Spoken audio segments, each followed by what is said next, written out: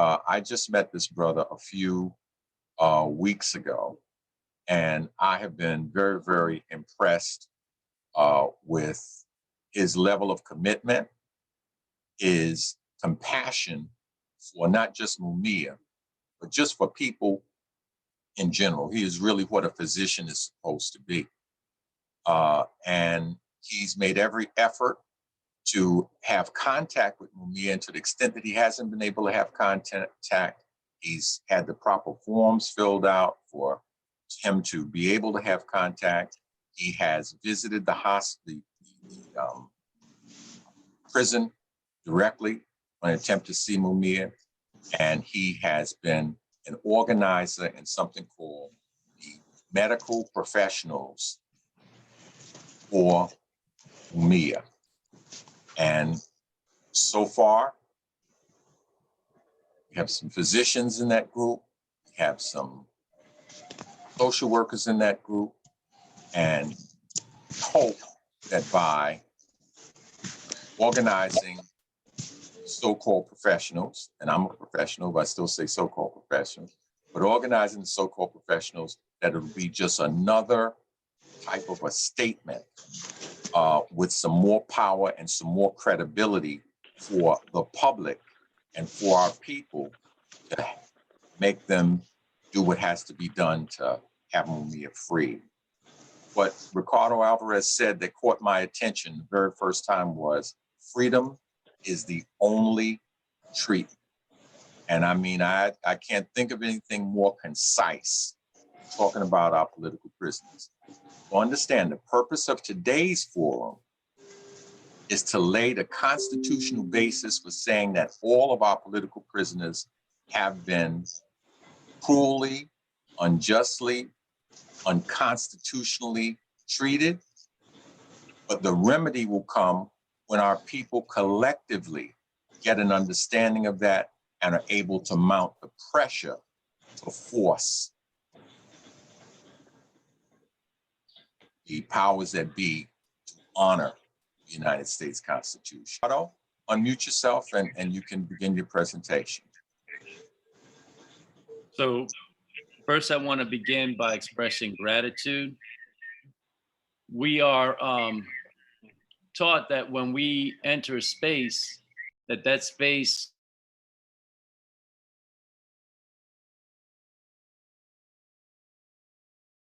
let's see, can you hear me now?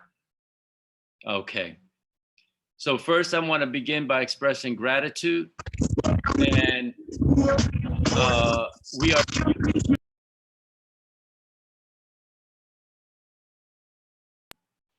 muted again. You can hear me now, right? Yes. Okay. So there's a lot of struggle that happened for us to be in this place. We're at a time in medicine where for the first time, we're recognizing racism as a public health crisis. That didn't just happen overnight. That was from long, laborious work of people like Dr. McIntosh, groups like CIMOTEP, and all of the other panel speakers and all the other listeners. All that work, the work of W.D. Palmer at UPenn around creating a capacity to talk about racism as a public health crisis. So I'm grateful that as I step into this role as a medical consultant to Mumia, that we're doing so at a time where we can begin to have a richer discussion around racism as a public health crisis. I also want to share that in my capacity as a medical consultant, I'm examining certain aspects of Mumia's care as it relates to his medical condition, his multiple diagnoses, his diabetes, his liver cirrhosis, his congestive heart failure, his coronary artery disease, etc. But I also want to recognize that while that's important, Mumia has another aspect of consultation, particularly with Pam Africa, around his healing and spiritual guidance. Mumia is a powerful spirit and being for whom he finds his own ways of healing in these difficult situations. And sometimes the medicines aren't necessarily pills. Sometimes the medicines are the capacity to speak with family. So as we begin a discussion of Mumia's medical condition and examine constitutional rights, one of the fundamental principles of medicine is the capacity of someone who is ill to have counsel of loved ones that they choose to help guide them through that illness. That has been legally denied to Mumia and to all prisoners. And as this is relatively new for me, I was fascinated in speaking with Mumia's medical lawyers. He has a team of medical lawyers and he has a team on the legal case. And the medical lawyer gave me a rundown, basically saying that everything they're doing is technically legal. They've created the laws in such a way that they reinforce the isolation of those who are in prison. And that's a very crucial strategy, to isolate. And in some ways, the work that you're all doing is bringing light into those dark spaces, is bringing their voices, bringing their stories. And that's a gift that I think will help not just Mumia, but all our prisoners. You know, as I turn 60, I reflect on the fact that mass incarceration happened on my watch as a professional. And in Toltec wisdom, they talk about mitote, which is the fog, the illusion. And somehow or other, we blinked and woke up. And all of a sudden, we have such massive rates of incarceration. We have rates of incarceration that are surpassing other societies in history. It's so high. And that was a contract that occurred that came at a great cost to our communities. So when we talk about Mumia's health in the perspective of constitutional rights, what we're observing is that one of the ways they take away rights is to make those who are suffering behind bars invisible, to deny them contact with loved ones. But there's another way that they create harm. And you heard Colin Kaepernick speak to this. Mumia was brutally beaten. He had a gun that went through his lungs, was lodged near his spine, and they came and beat him up and picked him up and ran his head into a pole. When we look at the court records, we find that he arrived at the hospital fully 1/2 hour later than Officer Faulkner, who was shot. Furthermore, he wasn't brought in to the hospital.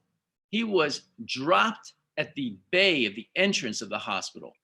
And we have the testimony of Dr. Kuldemo saying that she saw the police officer raising the leg to come down on his body, and she was instructed to go away. We then have the testimony of Dr. Anthony Coletta, who was with him the entire time. And what we learn is that that physical evidence, medical evidence, confirms that Mumia was beaten. What's fascinating also, and this is something that Colin Kaepernick made reference to, is they have the audacity to say that Mumia confessed. And that confession story emerged because Mumia accused them of police brutality. And in the course of that investigation, 2 months later, the investigator is sitting amongst all the police officers and openly asks them, does anybody remember a confession? 2 months later, this is the death of a police officer. And 4 hands go up, 3 officers and a security officer. The story gets so bizarre because one of them actually wrote, the Negro male said nothing. The other was the partner. And a third was already known to be going down for a conviction of corruption. 15 of the 35 officers who touched Mumia's case were convicted of corruption because the corruption was so severe You had the federal government for the first time in the history coming into a municipality police department to examine corruption. Now, I share all this to say that we now have medical testimony documenting that Mumia suffered physical abuse and that there was perjured police testimony of a confession. And that's absolutely clear. The trauma comes when you have a district attorney, Krasner, now saying Mumia violently resisted arrest and Mumia refused to walk. Now, what happens from a perspective of trauma is you wind up replicating the trauma because you're denying the truth of the violence that he suffered. So what's happening with Mumia now is he was a victim of violence. He was a victim of police corruption and perjured testimony. You have medical testimony that clearly supports that. And then you have the replication of trauma because through the courts, they create a reality in what they call the statement of facts. And through those courts and through the district attorney Krasner, you have a statement of fact that is denying the truth of his suffering. And now he's being hospitalized for his multiple conditions. And when he's hospitalized, we learn that he's shackled in 4 points. Mumia suffers from a skin condition so severe and so uncomfortable that's been going on for many years now. And he shares with us how difficult it is for him to contemplate hospitalization because it's so uncomfortable for him.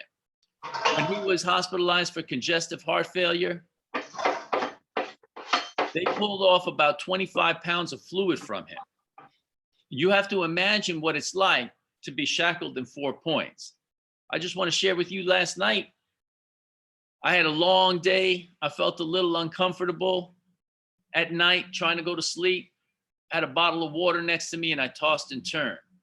And it occurred to me, what would my experience be like for just that small level of discomfort if I didn't have the freedom to move in my bed? Mumia in the hospital and other prisoners are shackled. I want to honor the work of Julia Wright across the pond in France for working with the UN. We had a very powerful statement directly related to Mumia's case in shackling. We've taken that statement, we've moved it now to the hospital where we think he is.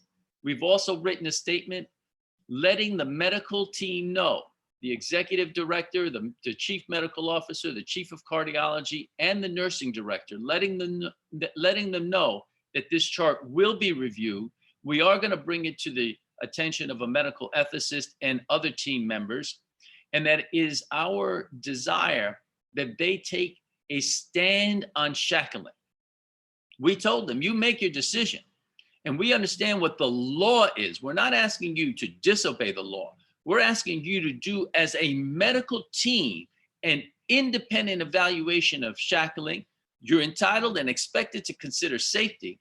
Give us your feedback in your decision. And at the point that you decide that he should not be shackled, we ask that you tell the security officers what your desires are. Our hope is that by engaging with those communities, those medical hospitals that work with our prisoners, we can engage the medical staff to begin to discuss shackling and open up the discussion from there.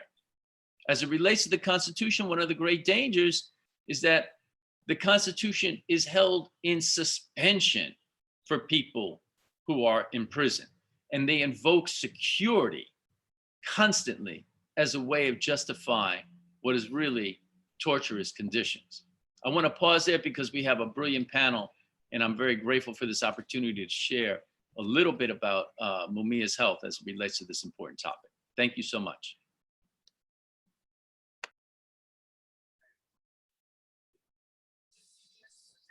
Thank you, Dr. Alvarez. You heard him speak to the brutality, torture. You heard him speak to, well, you spoke to the unjust incarceration. So we're going to have other people testify, and I Our next speaker, I think, as close as you can say, needs no introduction. When you think of Mumia, the first name you think of, I remember saying over a decade ago, if I ever was in the kind of straits that Mumia was in, this is who I would want to have my back. She works night and day, and her mind is always thinking about some new angle of attack, some new force to bring into the fray. She can hear something that you might hear it and pay no attention to, but when Pam hears it, she sees it for how it will be able to fight mass incarceration, how to be able to bring Mumia home, how to be able to bring our political prisoners home. I don't want to go on too long, but please, you all know her. Please welcome to the microphone, Sister Pam Africa. Unmute yourself, Sister Pam. Unmute yourself. Sister Pam, you got to unmute yourself. There it is. I'm unmuted, right? Yes, ma'am. Okay, on the move, family. We're in the Pennsylvania, we're in the Philadelphia Student Union. Dr. Alvarez from California, my husband, Raza Khan, and myself. And, I want to thank first, for always opening the doors to us. But we're coming off of the last day of a weekend. On Friday, we did a fundraiser. Saturday was the march and rally, but yesterday we setting up everything for the rally, and I had to run to the bathroom. I run over because I asked YD. I said, if Mumia call hook him up with me and I'll be able to put him on the microphone so everybody can hear. People wanted to hear from Mumia, but here I'm in the bathroom washing my hands, my phone ring, and I look, it's YD, and I'm oh God, I'm trying to dry my hands before I touch the thing. And sure enough, it was Mumia, and 3 other supporters was in the bathroom. One question everybody wanted to know, is Mumia shackled? Yes, he is shackled. How are they treating Mumia? Mumia said because of the pressure that we all brought, this movement brought, that he is being treated exceptionally well. And and he said he knew, yes. Listen, he said he know that it's the movement that allowed him to be able to talk with his wife, and and through his wife, he was able to talk to keep people up to date with what's happening. I'll have Dr. Alvarez explain to you what he was in, about the heart,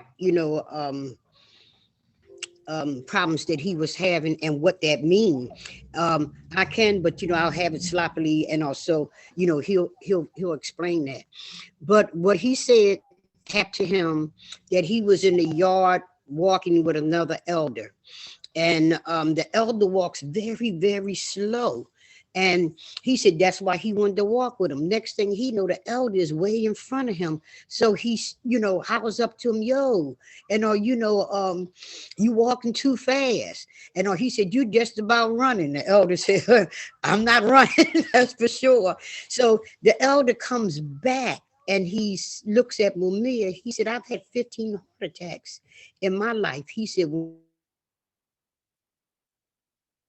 Pam, you disappeared. Pam, we can't hear you. Can everybody hear Pam? No, we can't hear you. I don't know what happened. And one of the inmates let the guards know that he was having problems. At that point, they brought him to the infirmary where they took an EKG and they sent him back to the cell. And he got sick again. He went back for another EKG, and he went back to the cell, and it was a nurse in there who said, look, I think you need to really look at this. He need to be transferred to a hospital. That's when they transferred him to the hospital. We're not knowing any of this stuff is going on. So he said when he get to the hospital, They immediately started working on him and said that he had some heart problems and that they wanted to run tests and all and find out what it was. This is at the point that we find out that Mumi is in the hospital and that he he's getting ready to go undergo what we thought was heart surgery and all, but the movement pushed this government, all of them, to the point that Mumia could call his wife and the doctors at the hospital first. Telling you how powerful this movement is. The doctor called Wadia because it's like one day she put it up on the internet that, where's Mumia? And when she put that up, we immediately went into action, put pressure on them like, they felt before from us. And the doctors called Wadi and told him he was in the hospital and he's going to have, some kind of heart surgery, right? And, after that, he said, the Mumia will be calling you every day for 15 minutes. That's something that they don't do either when you're in the infirmary and when you're in the hospital. When we first talked to Mumia, it was after the first, what we thought was a surgery that they was giving him. And he sounded darn good. I happened to be on the phone with Wadia when he called and his voice sounded good. And he told us, he said, listen, no, I didn't have heart surgery. There was doing examination. What do you say? Oh, no, they didn't. No, not at that point. He was telling us that he had 3 arteries closed. He was closing, and they had to have an operation on him. What they did, we got the information back to Dr. Alvarez, and he explained to us, what it was that Mumia, was actually saying. We didn't find out till yesterday that he was still shackled, but he did the operation and, he's okay now. And as far as, all that go, at least, we're not satisfied until Dr. Alvarez and I'll be able to talk to Mumia. They're only allowing his wife the phone call. And right after the operation, Mumia was weak and all he did when he called, he talked with Wadia for a few minutes and we can hear that his voice was slow, but he wanted us all to know that he's alive today because of us. Each and every one that, felt that vibration and did what they had to do. I want to give an example. The first time, just before this, a couple weeks before that, Mooney had disappeared again. And we got into it and found out what was happening to him. They told us that Mumia had COVID. See, no, Mumia called me and told me with his wife that he felt as though he had COVID and he had these severe pains up in his chest. He said, feel like an elephant is sitting on it and he has problem breathing. Well, we went into action and we dealt with that. They took him in. That's when they took the 25 pounds of water off of him. And I'm telling that story because to talk about what's happening in the prisons. There was a lady, I went to a demonstration about elders in the prison, and she said, my brother called me and told me, he said, I believe I have COVID. Then he said he had this horrible pressure on his chest. And they sent him, he went to the infirmary, they sent him back. The man died 2 days later. And so I say that to say, it's not just happening to Mumia in the prison. The only reason why Mumia voiced that complaint and we were able to save his life is because of the people in this movement to put that pressure. But a lot of people don't have it. People are dying inside that prison every day. I want to speak to one more thing and about Mumia and evidence. On December the 9th, 1981, and when this whole thing happened, when they attempted to kill Mumia because he came up on the scene and saw he didn't actually see the cop being shot. He heard it. And but that day when they tried to blame it on Mumia, first thing, a police officer, when it's shot, when you have the person who is supposed to have been the shooter, first thing you do, you take the paraffin test. And to make sure that is the shooter. They say that they forgot to do that. They had the bullet that they said was Mumia's bullet. And they lost that. And another thing, they just found 6 boxes. Well, 6 boxes they showed, as I understand, it was a total of 32 boxes.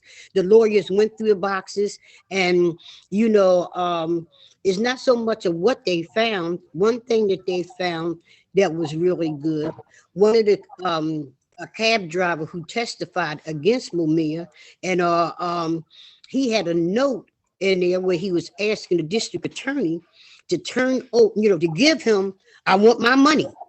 I want my money. And what are you doing asking the district attorney for money? So, that's what they found in there, and that's what the judge, just a whole lot of other stuff in there, but they didn't allow them to put it in. But what I'm talking about is what's not in there. On December 9th, 1981, it was a cold winter night. Mumia had a one-piece red and blue jumpsuit on. Sleeves come down to here. They said Mumia shot Faulkner 6 times, shot at him 6 times. And also what I'm saying is the powder blowback should have been on the clothing. And another thing, they said Mumia was shot by Faulkner. The bullet hole is evidence. This has never been brought up in court. When they went through the belongings that they had there, that wasn't there. Things that are detrimental to this case to prove that Mumia is innocent isn't there. And each time the stuff was lost, it was them who had it. I want to say that, Mumia should be released from prison. We ain't asking for no trial because there's no way that Mumia can have a fair trial. There is no fairness in there. Through the years, judges, prosecutors have done everything that they could to stop Mumia from having a trial. And the Faulkner family and the police, they say that they have proved that Mumia is guilty. They have not done that.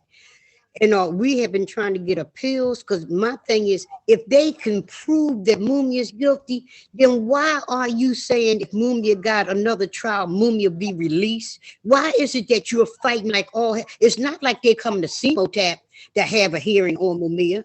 We're going into the bowels of their hell. And when people are asking for a trial, it can't be. Our point right here, the district attorney let 17 men off on judicial, prosecutorial, and police misconduct. 17 people was released on that. Mumia case, he had it on his desk long before any of that, but he never touched it. The police, they added some kind of new integrity board, and they said if you file in there, they'll hear you.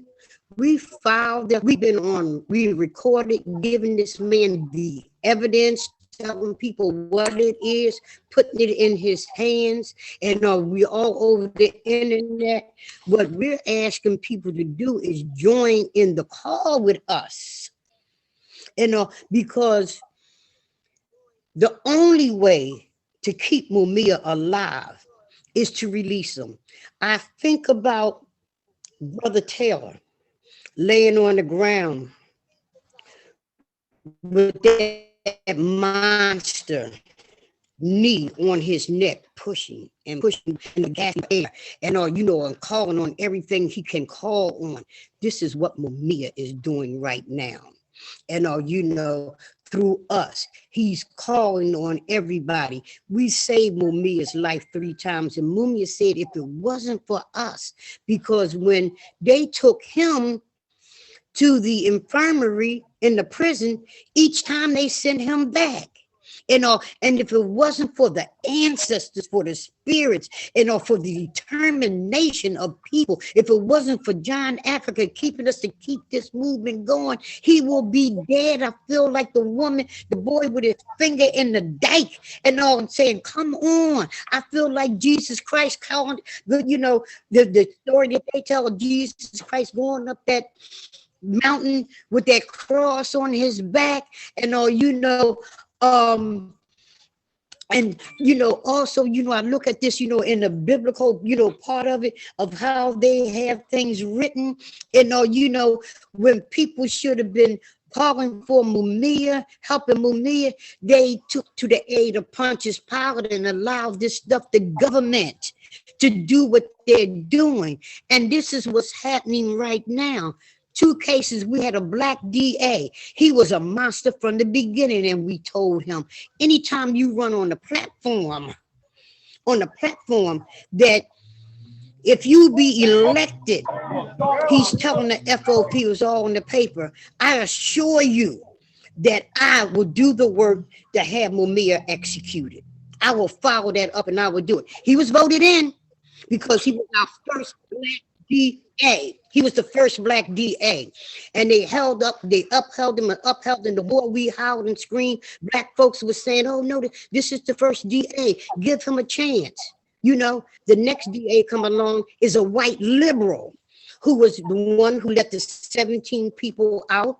He was the one who let a lot of good people out, and that was young teenagers at 15 committed crimes, and they are some of the most masterful organizers and things, and who studied under Sundiata Kohli, who studied under Russell Maroon Schultz, who studied under Mumia Abu-Jamal, Delbert Africa, Phil Africa, came back and they're in the community now.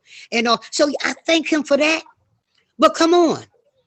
The truth is, he has done what every DA before him did. And he turned thumbs down on Mumia. But I'm gonna point out, at one point it looked like he was trying to do right by Mumia. And then this King Bench happened, and he was in the hands of working with nobody, because when the King Bench situation happened, the only person that he was able to deal with then, our lawyers wasn't involved with this, but this is dealing with Mumia. And the only person he was allowed to deal with was the FOP, Maureen Faulkner Pokovich, Maureen Faulkner Pokovich, the Faulkner's wife, and the judges, who none of them like Mumia. The King's Bench people, they went judge shopping first, because what they did, they were turned down first by them. This is at the point we won this. We have a black judge by the name of Tucker. Pam, you disappeared. Your sound. Brother McIntosh. Yes, sir. I'm gonna make this real succinct in 10 seconds.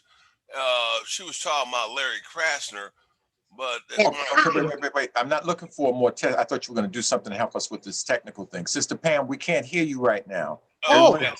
Everyone else, I want you to stay muted. Sister Pam. Okay. Okay, now I hear you. Now we hear you again. Okay, so I don't know how much people heard and didn't hear. We heard just a few seconds before you ended, and you were speaking about Tucker, I believe. The judge. Right. Black judge, after 2 years of having this case before him, he said Mumia should be granted, an appeal. The DA appealed it, and then I was talking about the college students, the black college students at Howard, at what's the other one?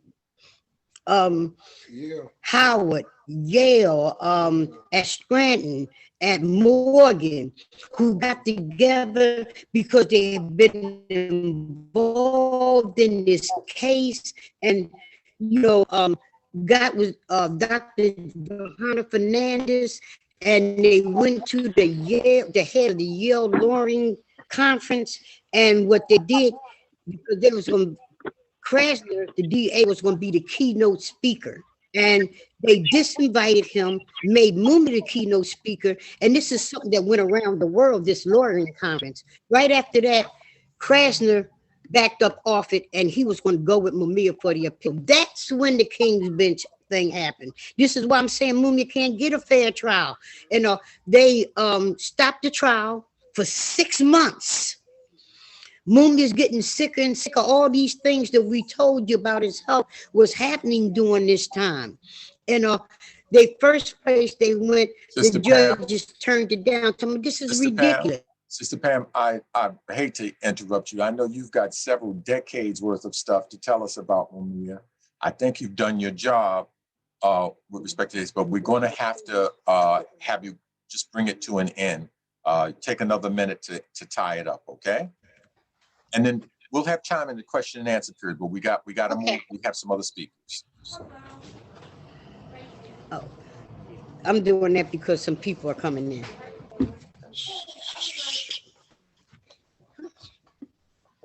Okay, I'm sorry. No, nothing to be sorry about, but just bring it to a close. Oh, bottom line is that we must fight to get Mumia out. We got to stop asking for a fair trial. It cannot be. We got to demand that Mumia be released based on the evidence that's before us. Oh, and you can get all this detailed information if you go to jamaljournal.com. That's Mumia's newspaper. Myself and other people do the paper. So, you know, you'll have all this detailed, thorough information, and it's updated every day. As fast as something happens, it's on there. That's the jamaljournal.com. Thank you. Thank you, Sister Pam. All right, what I heard Sister Pam say with respect to this, she followed up on the cruel treatment, the medical mistreatment. She talked about evidence tampering. She talked about forcing witnesses to perjure themselves. She talked about not giving Mumia a right to trial.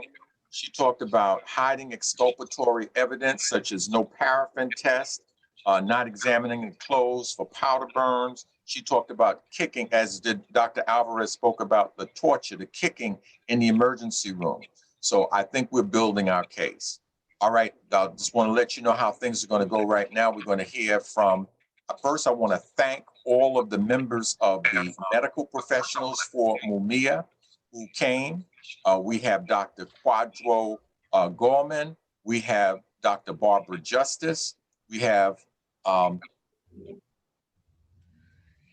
wait a second. Well, certainly, I thought Sister Dr. Cottrell, have you joined with us yet?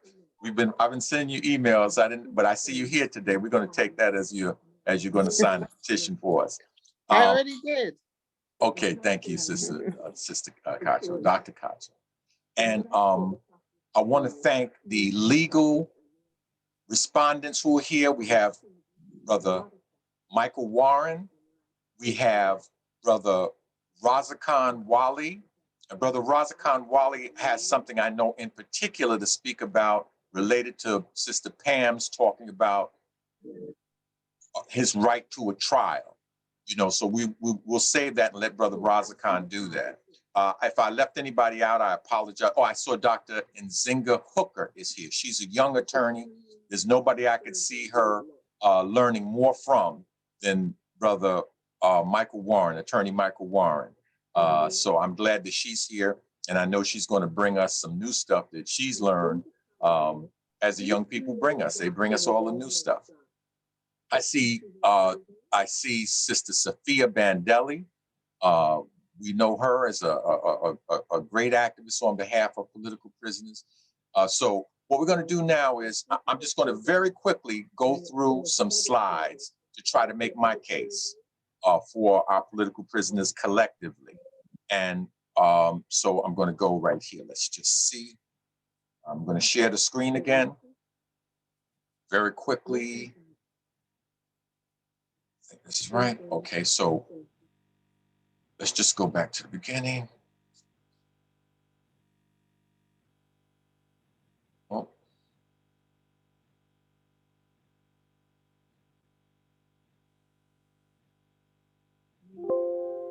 Okay, I want you to wave your hands if you can hear me. Can you hear me? If people can hear me? Okay, fine. So very quickly, the question for today is it cruel? Is it unusual? Is it unjust? And also, is it unconstitutional or medical legal analysis of the treatment of U.S. health political prisoners? Don't have to be long, just have to, of course, that's when they start coming with being admitted. So can you still hear me? Can you still hear me? Wave your hands if you can. All right, now I'm going to have to stop to mute. Don L., please mute yourself.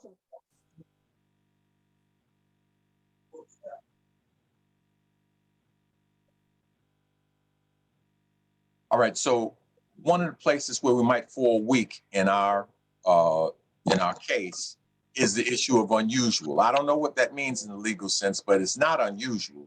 The treatment that our people have received since we got here, these are some tortures that were inflicted on our people for running away or crimes. You see, there would be mutilation and whipping. This is something called a hog's head. This is something that Moses Roper, who was born of an African and Native American mother, he was a slave to his English father. Anyway, he escaped, and he talked about a thing called a hog's head, where they put nails in a large barrel, left the nail points protruding inside, and put a hog's head and put an enslaved African in it and rolled it down a hill. These are things that he witnessed. I gotta let this person in. This is an attorney, Son Malefi, okay? Also, again, there were punishments before they came here to the United States. I learned this from Sister Camille Yarbrough, Nana Camille Yarbrough, who I saw coming into the room. This was something called breaking on the wheel. I know they did this to some of the people in some of the slave rebellions here in New York. They would take a sledgehammer, they would break your legs, they break your arms, they break your body until they killed you. This was the slave rebellion of 1712. I just want you to see what they said. The soldiers were armed with armed bystanders. This is what they did to the Africans for rebelling. Okay, 6 slaves committed suicide. Some went home, killed their families rather than face what they knew was coming after they rebelled. 18 were acquitted, a few others were pardoned, the rest were brutally executed. 4 were burned alive, 1 was crushed by a wheel, that's the breaking on the wheel I told you about. 1 was put, it's called, they have here, he was hung in chains until he starved. That was called hanging in giblets. They hang you in a tree, don't feed you, don't give you water, don't do anything. And for days you would hang in that tree and people could hear you moaning, and this would be what they want to do to set an example. And this is what they do. Okay, so again, you have a hard time saying it's unusual because this is just typical, the stuff that they do. But this is what the 8th Amendment says.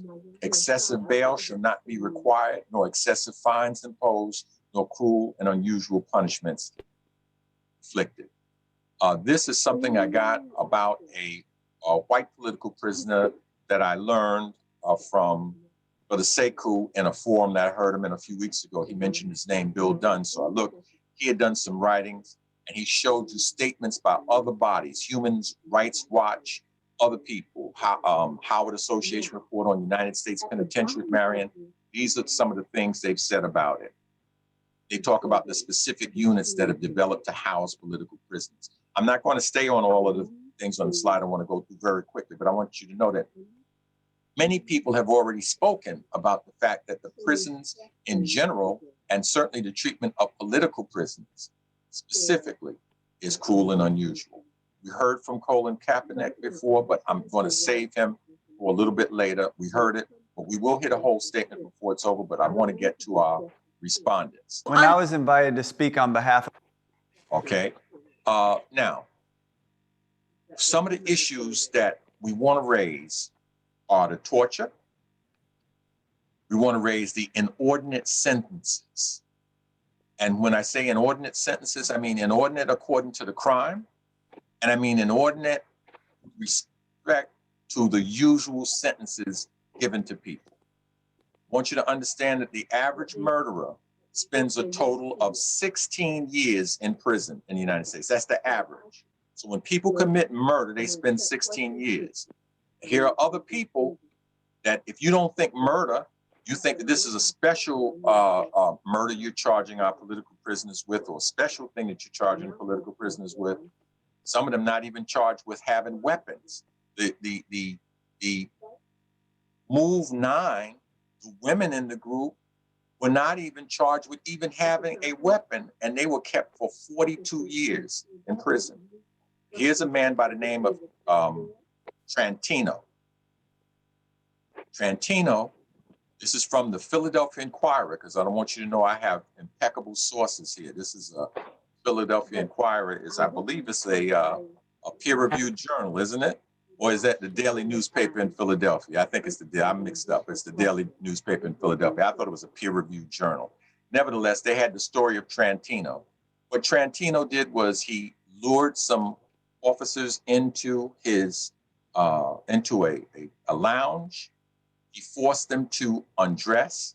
What he did was so horrible, they don't even tell you here. They tell you he forced them to undress, then beat them and killed them. He forced them to commit sexual acts, then beat them. Beat one so bad that he begged him to kill him. What did he do when he begged him to kill him? He beat him some more, and then he shot and executed both of them. He got out in 39 years. All right, just so you know, the Move women, not even charged with possessing a weapon. Okay, this is a guy, he was with the Ripper crew. He got out in 37 years. They would go around and, let's see, these are some of the 8 people. No, these are something that they would rape, kill, mutilate, and murder. That's what they did.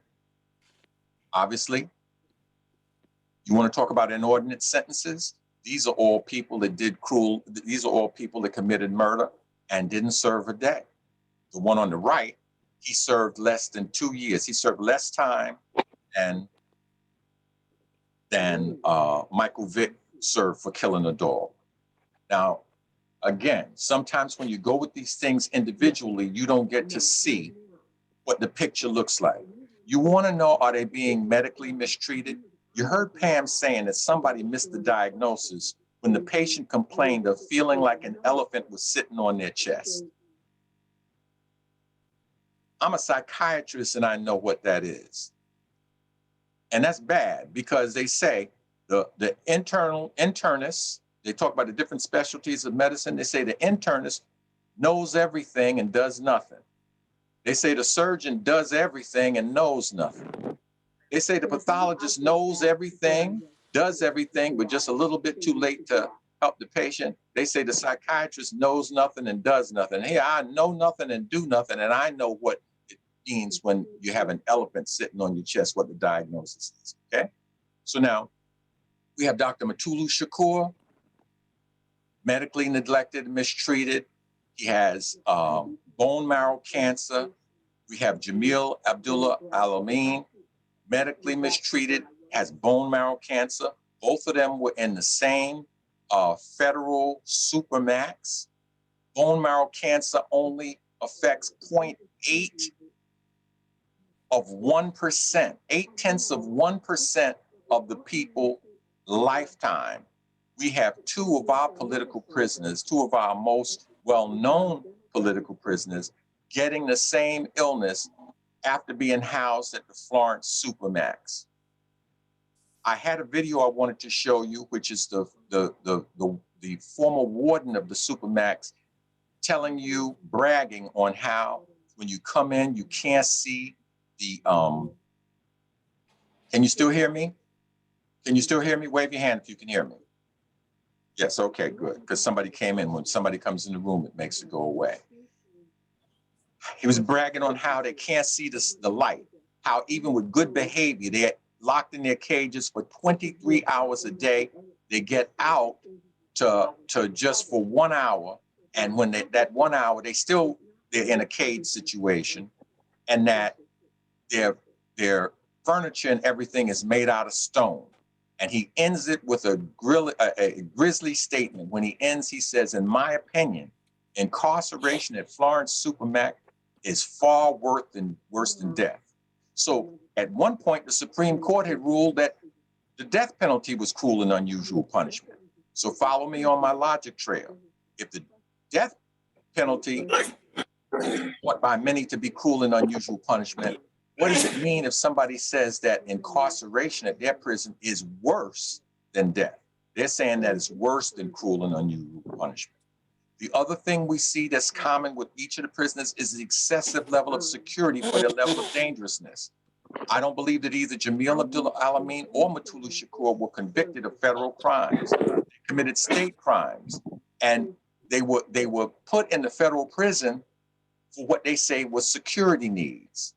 Coincidentally, the security needs for Jamil Abdullah Al-Amin weren't discovered until he was elected the head of a large Muslim organization. So his dangerousness was related to his religion, related to his beliefs, related to his right to associate. I don't remember. I only went to school one day. The teacher wasn't there, but I think that covers at least the First Amendment, doesn't it? And in terms of giving him this excessive level of dangerousness, well, if the supermax is far worse than death, you also have violated what? The Eighth Amendment. Okay, we find the situation of disparate sentencing. Certainly, these people, I had some pictures, I spared you of people that were cannibals and got out in like 12 years, 18 years, sentences like that. We know that they didn't commit crimes, as they weren't even accused of committing crimes as heinous as cannibalism, or as heinous as being in a satanic gang, mutilating, killing, and sexually assaulting people. Excessively long incarcerations. The average, everybody on here has an excessively long incarceration when you consider that the average person incarcerated for murder in the United States stays 16 years.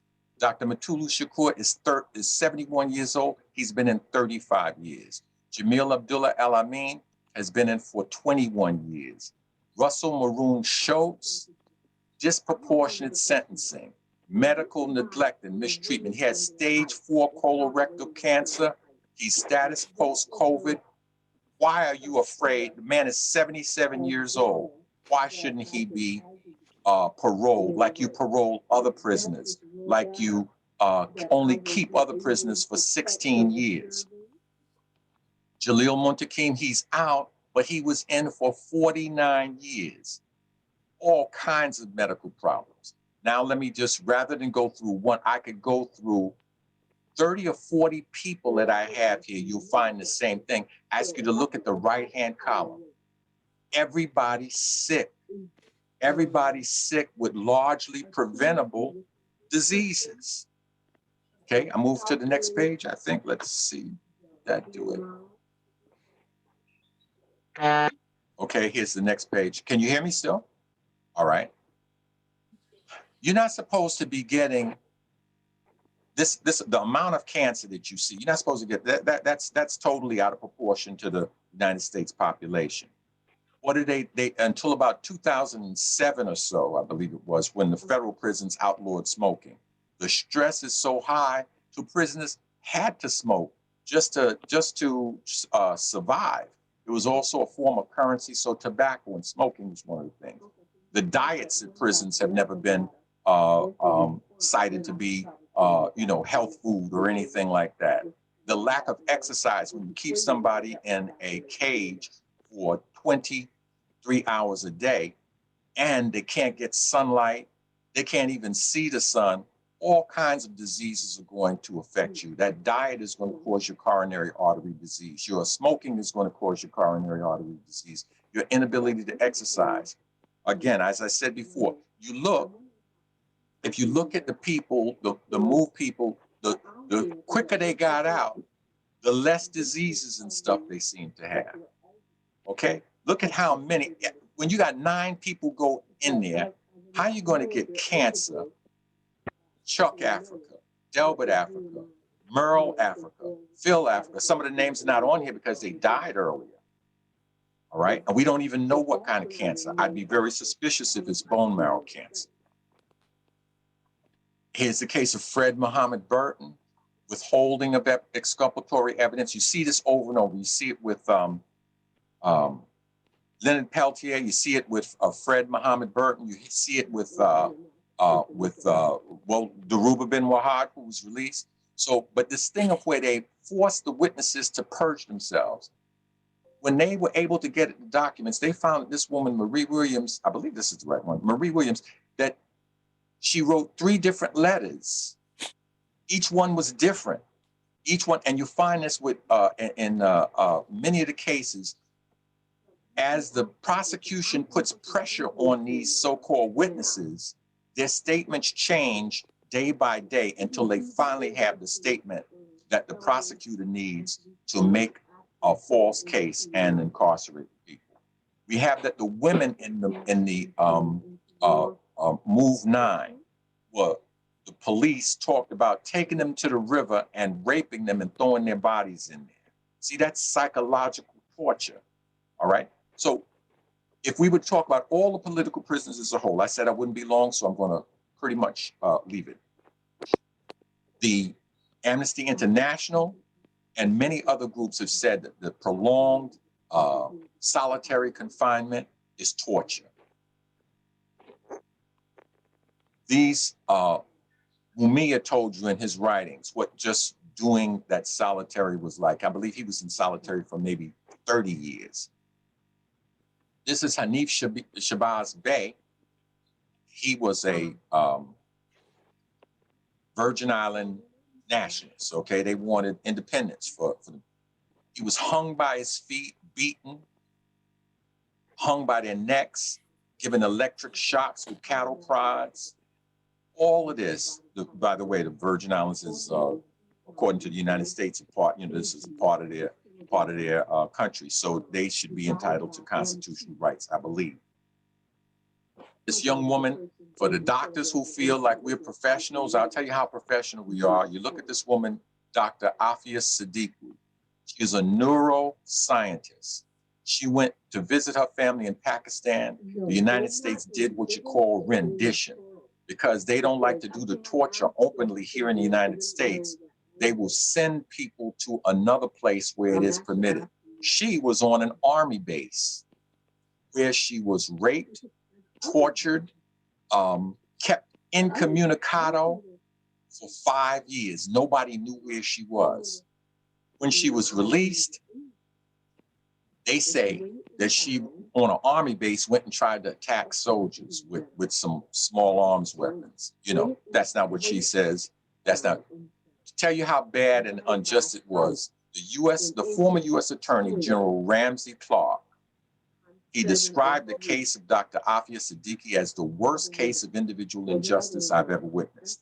Okay, that's enough. I think if you go through this chart, you'll see that I've shown the constancy of torture, constancy of prolonged sentences, the constancy of inordinate sentences, the constancy of judicial misconduct and prosecutorial misconduct in terms of intimidating witnesses, getting witnesses to change their statements. But you ought to realize that these are people, their fathers, their brothers, their sons, their elders. They're all elders. Did you see the ages on those charts? Let's go back just to take a look at the ages. 71, 78, 77, 70, 84, 75, 69, 76, 82. Rochelle McGee has been in prison since 1963. These are some of the pictures. These are some of the pictures. These are some of the pictures. These are some of the pictures. This is what Afia Siddiq looked like before, and that's what she looked like after. This is Leonard Peltier going through all of the constitutional violations of the 5th, the 6th, and the 8th Amendment. Soviet physicians had to come fix Leonard Peltier's eye, but it was too late to prevent him having 30% vision loss in one eye. This slide is not of a political prisoner. This is a person to show you what the Supreme Court can do. This man was tried 6 times. That's another thing that happened with the political prisoners. In the cases of Bashir Hamid, whose name was on the list, but I didn't show you his picture, they retried them at least 3 times. What you find they do is they move until they eventually can get an all-white jury. And in that all-white jury is what they get the conviction with. They did this to this man, they gave him 6 trials. I think there's something in the Constitution about double jeopardy. They gave him 6 trials, and the state of Mississippi kept putting him back in. Just the same way it's happened down in Louisiana. They would get the Supreme Court would decide, or the federal court would decide, look, you got to release these people, you got to give, and they would ignore it and retry them. They did this in this case. That's really all of the evidence I have to present. But to review, I basically have said the same thing that Dr. Alvarez said in the case of Mumia Abu-Jamal, where we know about Mumia Abu-Jamal because we've heard about him a lot.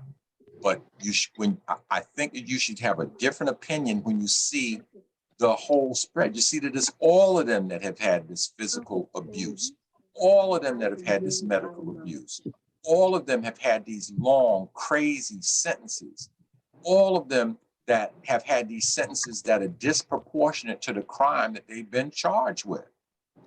Murderers get out in 16 years on average. Somebody shake a hand or wave a hand if you understand what it is I said or you agree with what I just said.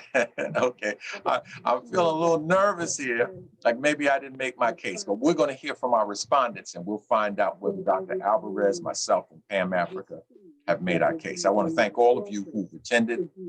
It's amazing. It was only about 2 hours before this program that we were able to give people the passcode and the meeting ID, because that all changed. I'm sure we lost a third of the people in the process. So our first respondent is somebody that, again, needs no introduction. He is a longtime movement attorney. He can tell you some of the cases he's been involved in to show you the kind of love that the people have for him. There was one time where and the kind of compassion he has. He saw a Latino brother getting beat up on the street by the police. He went and questioned the police. They ended up beating up him and his wife, locking them up, fortunately, but he was so well loved by his community that somebody saw it. They called in the WBAI, and by that evening, that police station was surrounded by hundreds of people and they had to release him. So I'm talking about, and I got to tell this, when I used to go to court, I used to see him, Alton Maddox, and Clayton Jones. They would operate in tandem on a judge. So I never heard them say Your Honor. They would always say Judge. And they could be annoying to that judge. Judge, you must recuse yourself. Judge, you must recuse yourself. And the judge would be telling them to shut up. And then just before they would lock one of them up, they would say, okay, let the next person come up. And when the next person come up, it might be Mike. The first thing he would say out of his mouth, he would say, Judge, you must recuse yourself. I mean, so those are the good memories I have of Brother Mike. And let me just introduce him. Brother Attorney Michael Warren. You've got it. Unmute yourself, Brother Mike. Can you hear me? Yes, sir. Okay. Thank you very much. I consider it to be an honor to be a part of this program. And I'm going to, the discussion has been very interesting, and I've learned a lot from Dr. Alvarez and all of the people that have given presentations thus far. So I'm deeply appreciative. But because I have represented a number of political prisoners, and because I was the international, as many of you know, including Pam, and I was the international legal spokesperson for Mumia Abu-Jamal, and traveled and spoke on his behalf in terms of legal issues in different parts of Europe in 98, 99, France, and other parts of Europe, and Geneva, Switzerland. I'm not going to belabor a lot of the factual issues that were brought out, because I know them already, and you already heard them. And I'm talking about the earlier part, but I think it's important to know in terms of Mumia's case, as is the case, I'm sure, in all these cases involving political prisoners. The die is cast early in the game. and the criminal justice, the so-called criminal justice system, including the judges, the prosecutors, and all of those who set that threshold stage of unjust imprisonment. They do it early. And for example, Judge Sabo, who was the trial judge for Mumia Abu Jamal, was a card-carrying member of the Fraternal Order of Police. And if he was a card-carrying member of the Fraternal Order of Police, there's no way in the world that he would be fair and impartial in giving a Mumia a fair trial.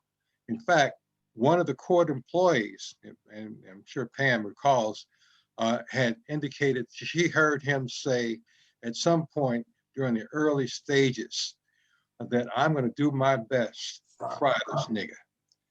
And the reason I raise that is because it is the design and the mentality of the design of these individuals who were responsible for political prisoners, not only being subjected to disparate treatment in terms of sentencing and in terms of conditions once they are sentenced or after they're sentenced, but it's the whole process. And I think it's important to note that the leading diabolical instrument in a figurative sense that serves as a basis for this chain of events occurring are the police unions. In Pennsylvania, it was the Fraternal Order of Police. And in other jurisdictions like New York City, it's the PBA, headed by Patrick Lynch. And so it goes on and on and on. These are the ventriloquists who are operating behind the scenes in a very concerted efforts to make sure, number one, that there is a conviction, because the only way they can get them in the prison sentence is if there's conviction. There's a conviction, and once there is a conviction, because the police unions have a direct connection to the correction unions, that the distaste for the political prisoner and the treatment of the political prisoner in an unjust sense in many different ways will continue once that political prisoner is convicted and who is sent off to prison. And you're right, the political prisoner is not even given the opportunity of going to a regular prison. The political prisoner is considered to be a different type of prisoner. And the political prisoner is considered to be a different type of prisoner by the prosecutorial authorities because he or she represents the interests and fights for the interests of those who are oppressed by the system. And that's just the way it works. And so the manifestation of treatment that the political prisoner is subjected to by virtue of struggle against the system that oppresses the communities of color, whether it involves putting your knee on the neck of a George Floyd and causing his death, and the type of actions that are engaged in as a result of those atrocities that are committed by occupation troops within our communities, or whether it's some other vile act that is committed by occupation troops within our community. So I think it's important to note that that this doesn't happen in a vacuum. What's happening to our political prisoners, it's concerted and it's conspiratorial, and it involves judges, it involves prosecutors, but those who are leading the charges in terms of making this happen are the police unions. Police unions are an essential part of this toxic stew. And having said that, I want to go further and talk about very briefly about Mutulu Shakur's case, because I represented Mutulu Shakur in the parole hearings out in California, and I'll talk about that in a second. And I'm going to talk briefly about Jamil Al-Amin. Jamil Al-Amin, once he was convicted and sentenced, he was sent to the most maximum security state prison in the state of Georgia. And I think it was referred to earlier, I believe, like you, Dr. McIntosh, that because of him being elected to lead a Muslim organization, he was transferred out of that maximum security state prison, and he was sent to Colorado, to Florence, Colorado, and in Florence, Colorado, is a prison that you vividly described in the most accurate sense, Dr. McIntosh, because what the purpose for sending him there was to break his spirit, not only break his spirit, but to subject him, as all of the political prisoners which have been subjected to once they are sent off to prison and serve these long sentences, is a slow, in the mind of the oppressor, a slow death process. You know, they don't ever want them to be able to come out of those prisons by virtue of the psychological stress, by virtue of the brutality, by virtue of the horrible diet that the prisoners are subjected to, ultimately, which cumulatively creates the type of conditions that cause serious medical problems. And so they know that. They knew that from the very beginning during the threshold part of the case when the judge sentences them to a maximum security period of time and they go off to a maximum security prison. In the case of Matula Shakur, we had a parole hearing for Matula Shakur back in 2014 in a maximum security prison not far from Los Angeles, actually on a desert, and in that parole hearing, my co-counsel was a wonderful attorney that I had a good relationship with, called Peter Shea, and so they sent out to the prison from Washington, D.C., a Black woman who was a hearing officer. She is the one who presided over and evaluated the facts and the evidence in that parole hearing. I handled the legal argument. Peter Shea, who is an attorney who was born and raised in South Africa and knows about the Truth and Reconciliation Commission. That was another part of the parole hearing. That even though I was a combatant, a soldier on behalf of my people in America, that I am entitled to the same rights that those Afrikaners who committed horrible acts against those in South Africa by virtue of the Truth and Reconciliation Commission. So that was a part of the parole hearing. And after listening to all of the evidence and all of the and reviewing pertinent documents, the hearing officer who was sent from Washington to conduct the parole hearing with some supposed semblance of authority and individuality in terms of making her own assessments, because that's what hearing officers and judges are supposed to do. She ultimately, after hearing all the evidence and all the arguments, she ultimately, after maybe a 3-4 hour hearing, she granted Matulu set a parole date. And that parole date was, I believe, in April of I think the next year. It could have been the same year, I don't recall, but it was not long after the hearing. And because of politics is a necessary, not necessary, but it's a toxic, vile ingredient in this stew. You know, once she went back to Washington, and everybody was happy that Matula had been given a parole date after being in prison for so many so many years, and Matula was happy. We were all happy. After getting back to Washington, her decision was overturned by a board from the Federal Parole Commission, which is in Washington, D.C. And it's the same methodology that is implemented against state prisoners in the state system, whether it be Janelle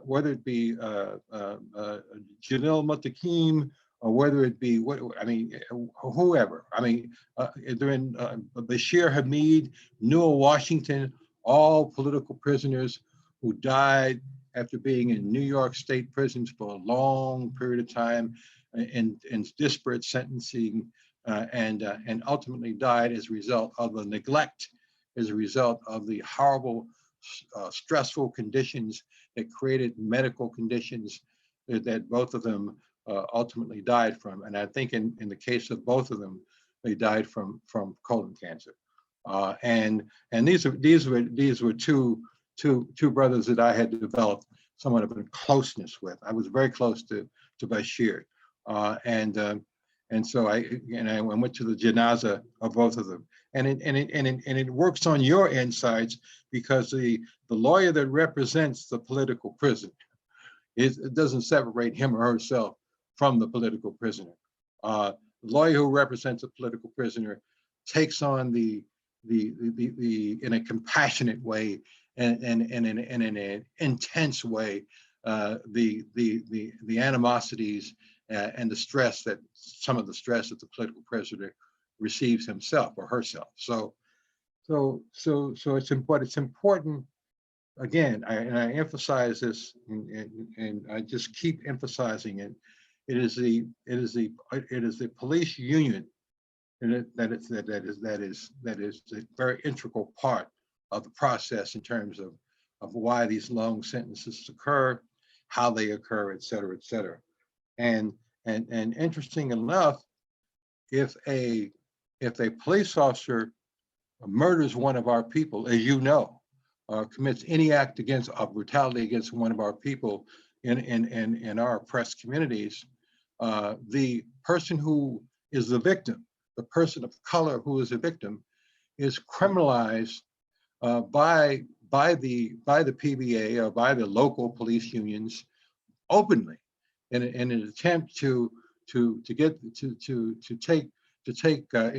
legitimize the actions that was committed by the police officer that was responsible for that brutal act, whether the result was murder or whether the person lived. And so by the same token, they perform the other responsibility of holding those who have decided within themselves that it is important for them to struggle on behalf of those from their community who are victimized, who have no voice, and they suffer as a result of struggling, because that same police union sees them as a threat to their very existence.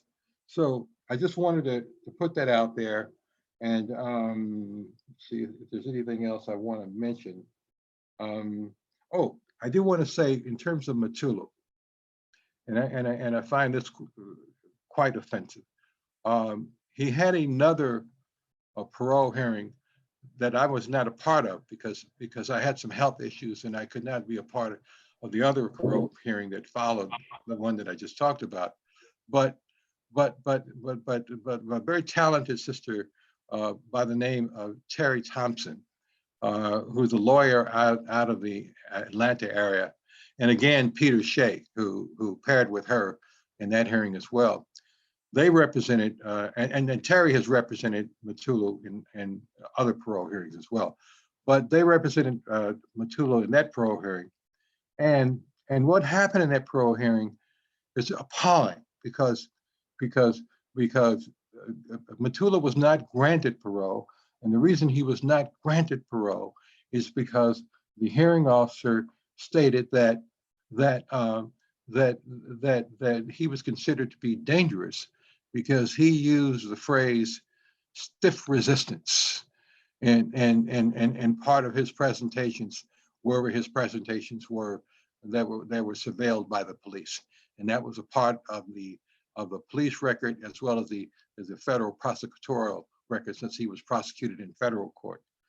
Now, stiff resistance, not only interpreted by the law enforcement and by the parole authorities, was not only speculative, something that would be precluded in court in terms of being admitted, but it was simply a phrase, as all of us know in the movement, that was made to keep struggling against injustices. And for example, those who were involved in civil rights activity, trying to grant our people the right to vote in Lowndes County, Alabama, and other parts of the South, whether you are a member of SCLC or whether you're a member of SNCC, or whether you're a member of some other civil rights organization, they were involved in stiff resistance. It did not mean that they were involved in shooting those individuals that they consider to be adversaries, but they involved in fighting against the unjust laws that prevented people from voting and subjected people to the horrible conditions, our people, horrible conditions in the South, whether it be police brutality or other horrible conditions they were subjected to.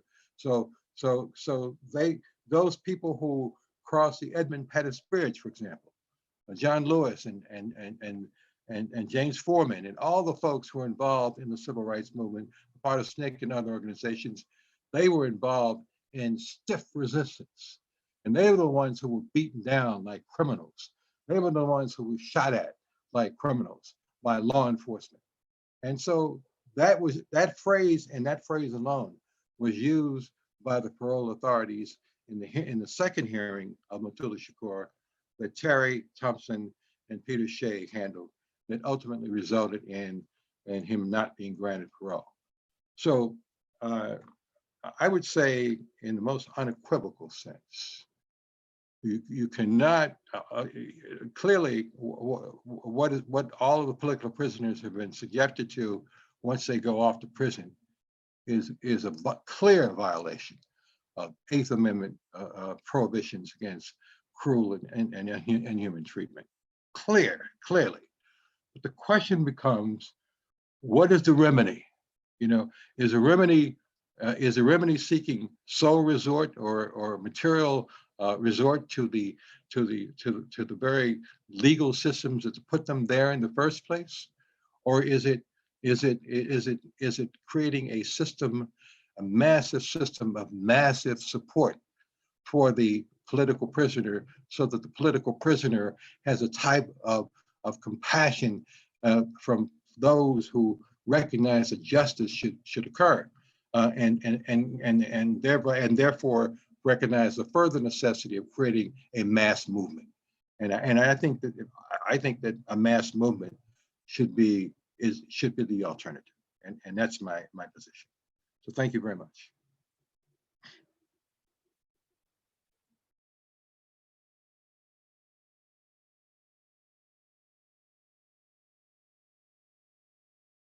Can anybody hear me?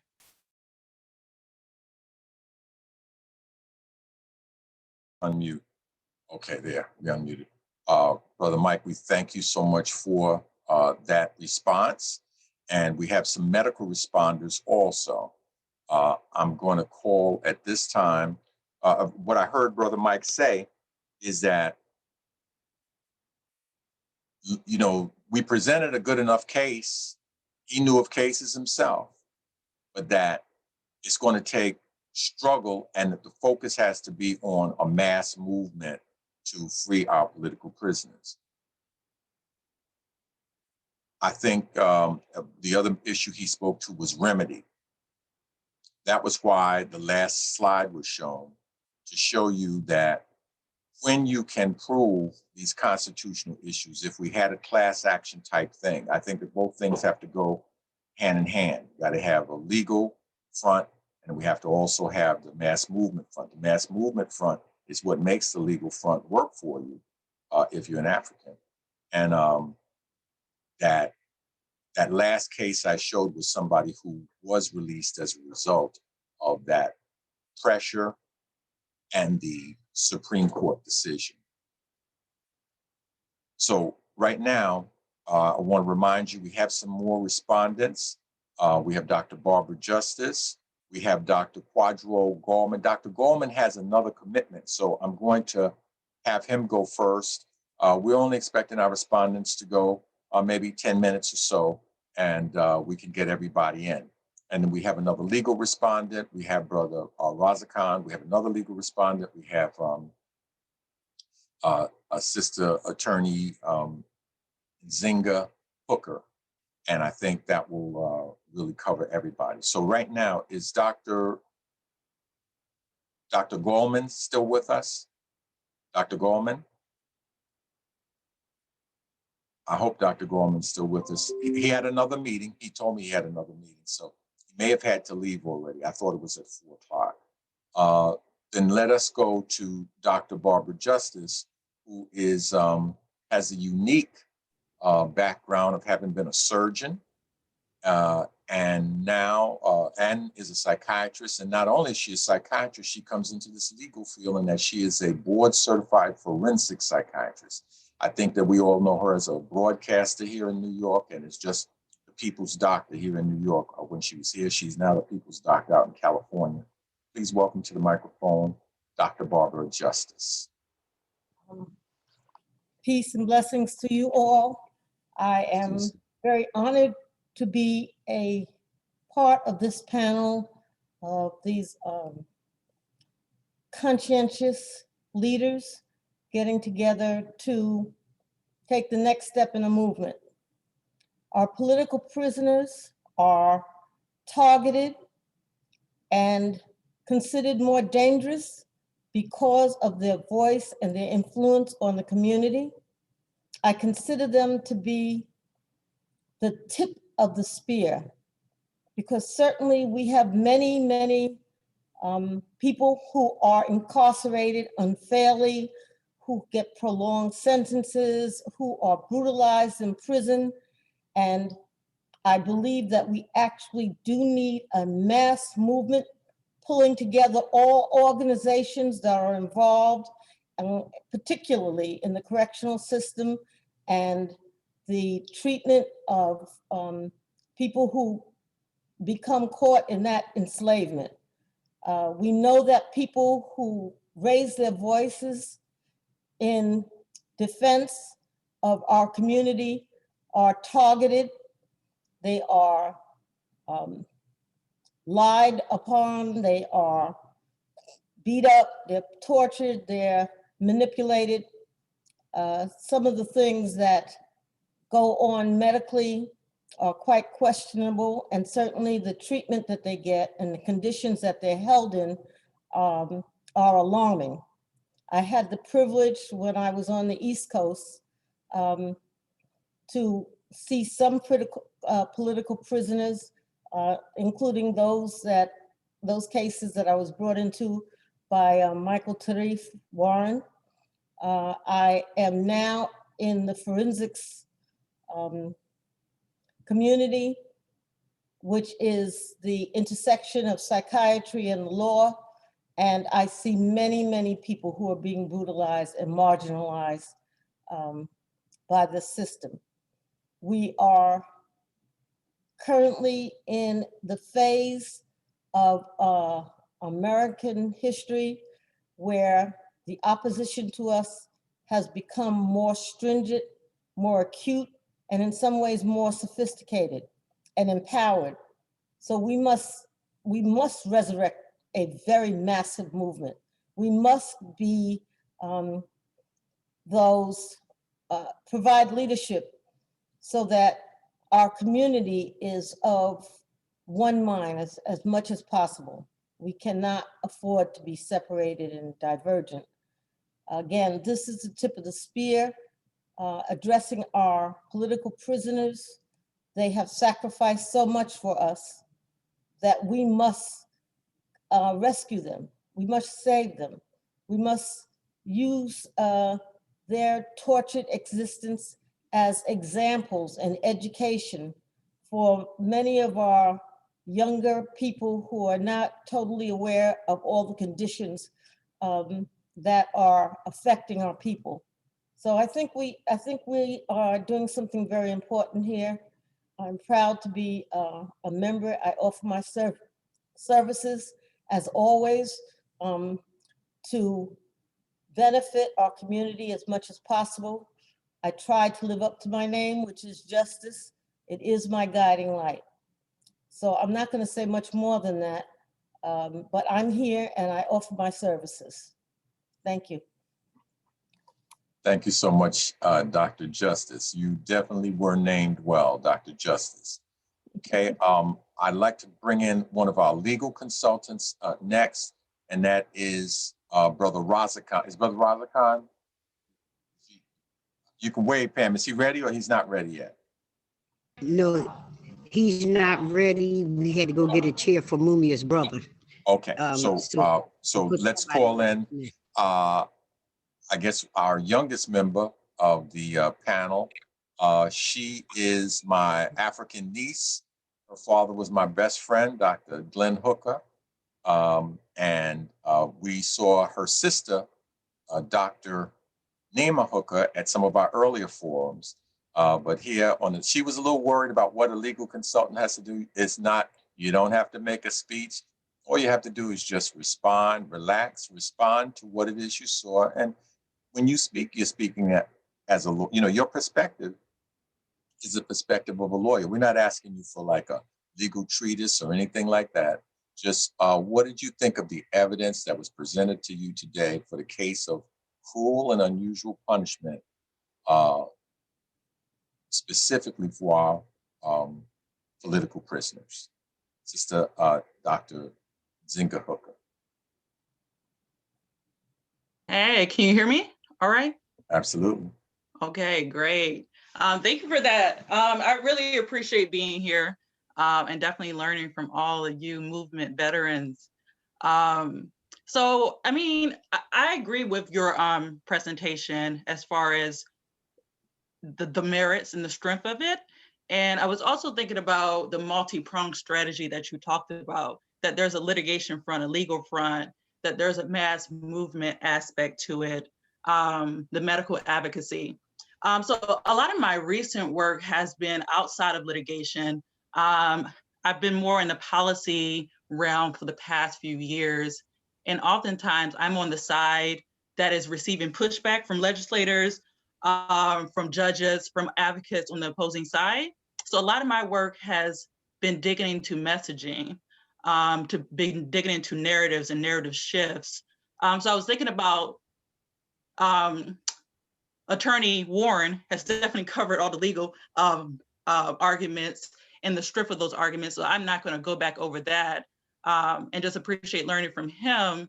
I was mostly thinking about the messaging piece and how that is another strategy that is being applied in a lot of movement spaces, and how that shifts a lot of narrative in the public sphere, which is about putting pressure on people who have the authority and control to make these changes. So when I was listening to all of the presentations, am I frozen? I'm sorry. No, you're good. You're good. I'm good? Okay. Yeah. I was thinking about the underlying values of that's connected to the messaging we want to present to shift the narrative so that people understand that what we are describing is cruel and unusual, which on the face, all of these things should come off easily as understood as cruel and unusual.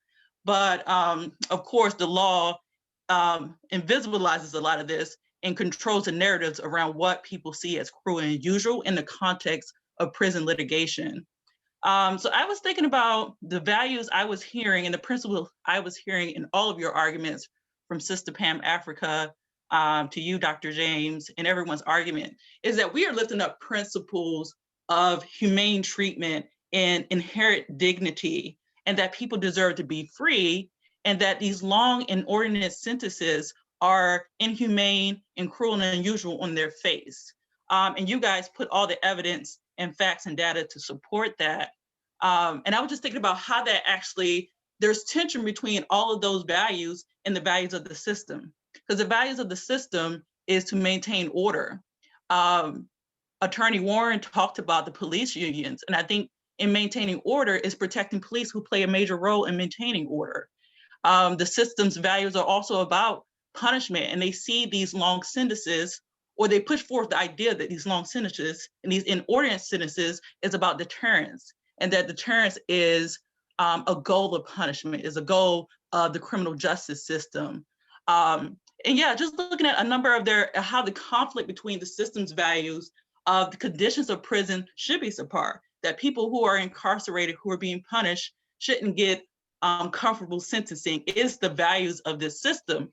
So when we have this tension, and I see this tension in a lot of the analysis of Eighth Amendment cases, where you have judges, and you listed all the different judges who have a different value system than we have. How do we shift that value system, or I should say uplift our value system to the forefront through messaging, through narrative shifts, so that we have the political pressure to get our folks released, get our people released? Because I agree that a lot of times going through the system that is oppressing us is not the way in which to do it.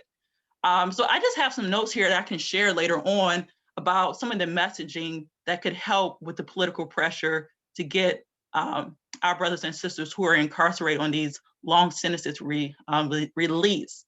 So that's a lot of what I was thinking about, especially when I was looking at deliberate indifference tests, and how a lot of that is about reasonable.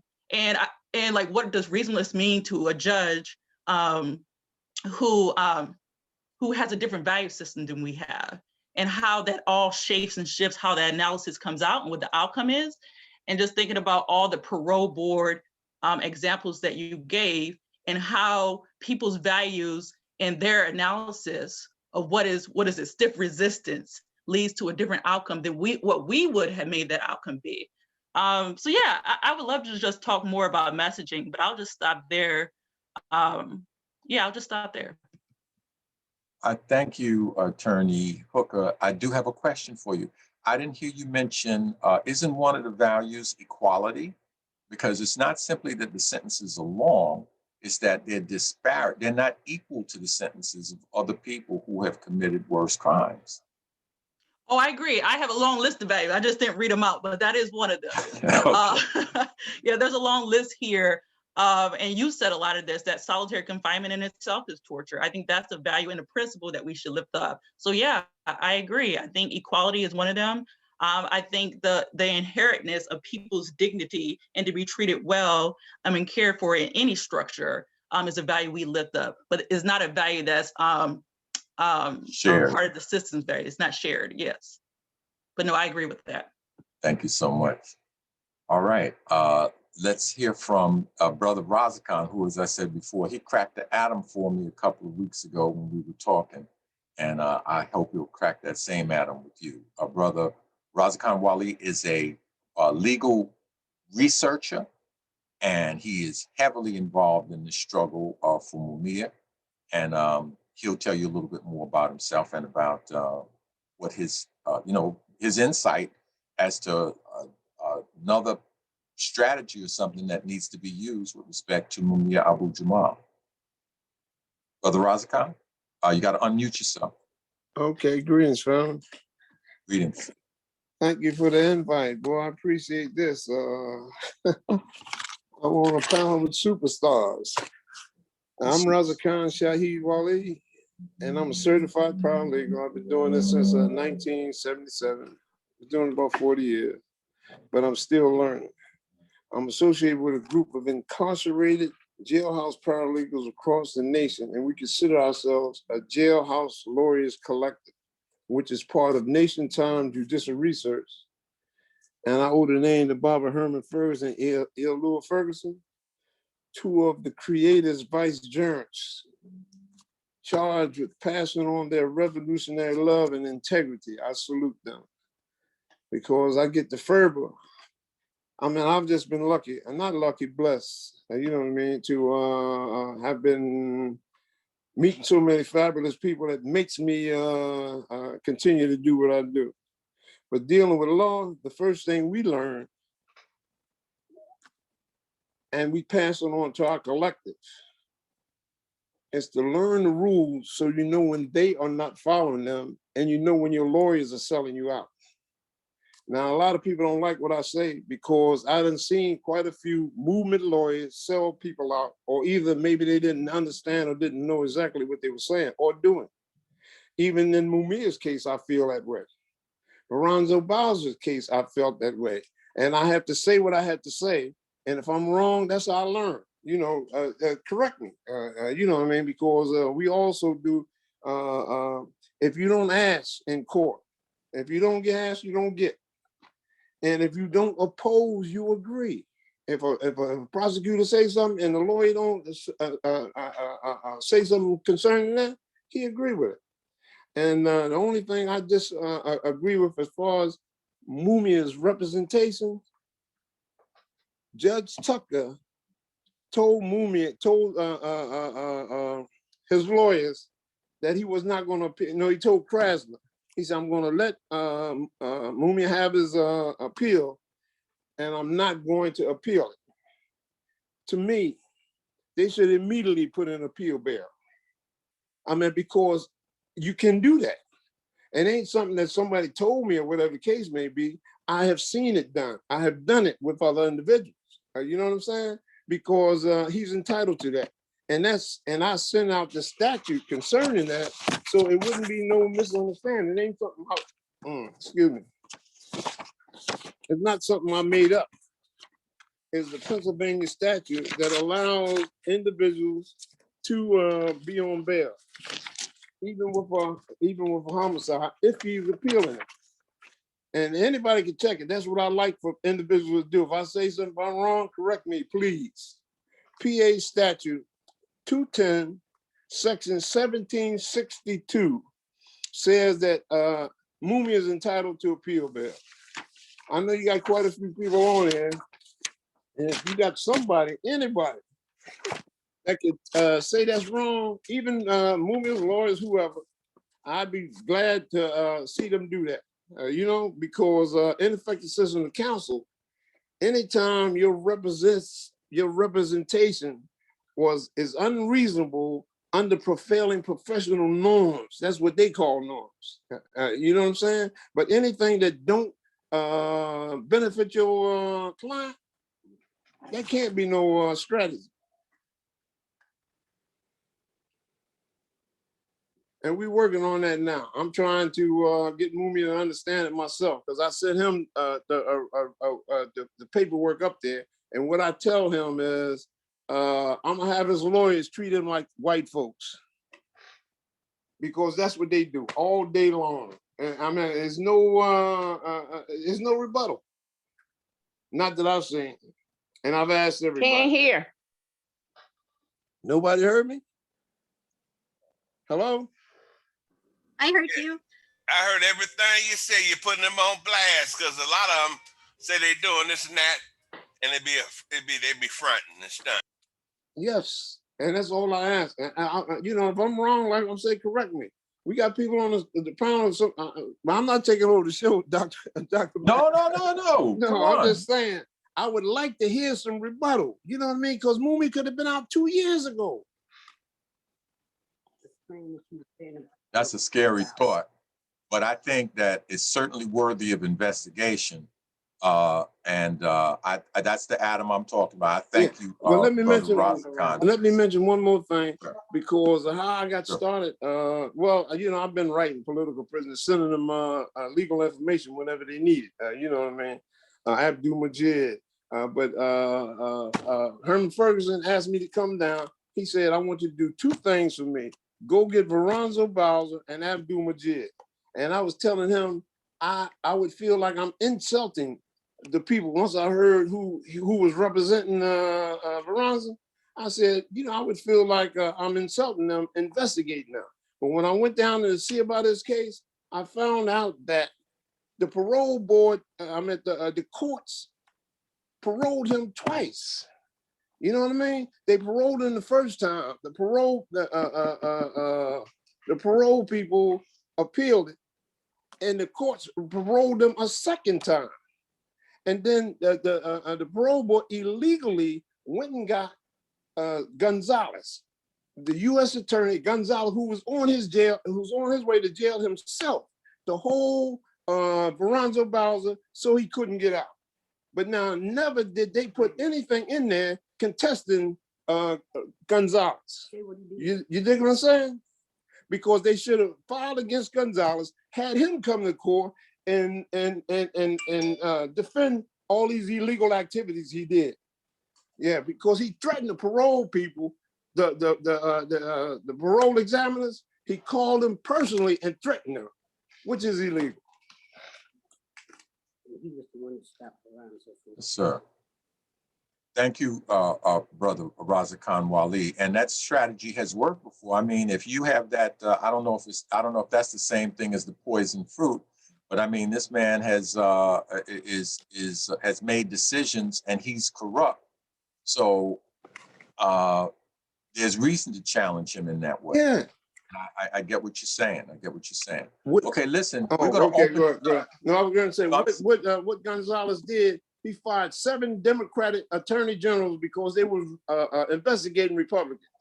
And if it don't be for George Bush, he'd have went to jail himself. All right. So listen, we have today. Is Dr. Alvarez still with us? Yeah, he's still over there.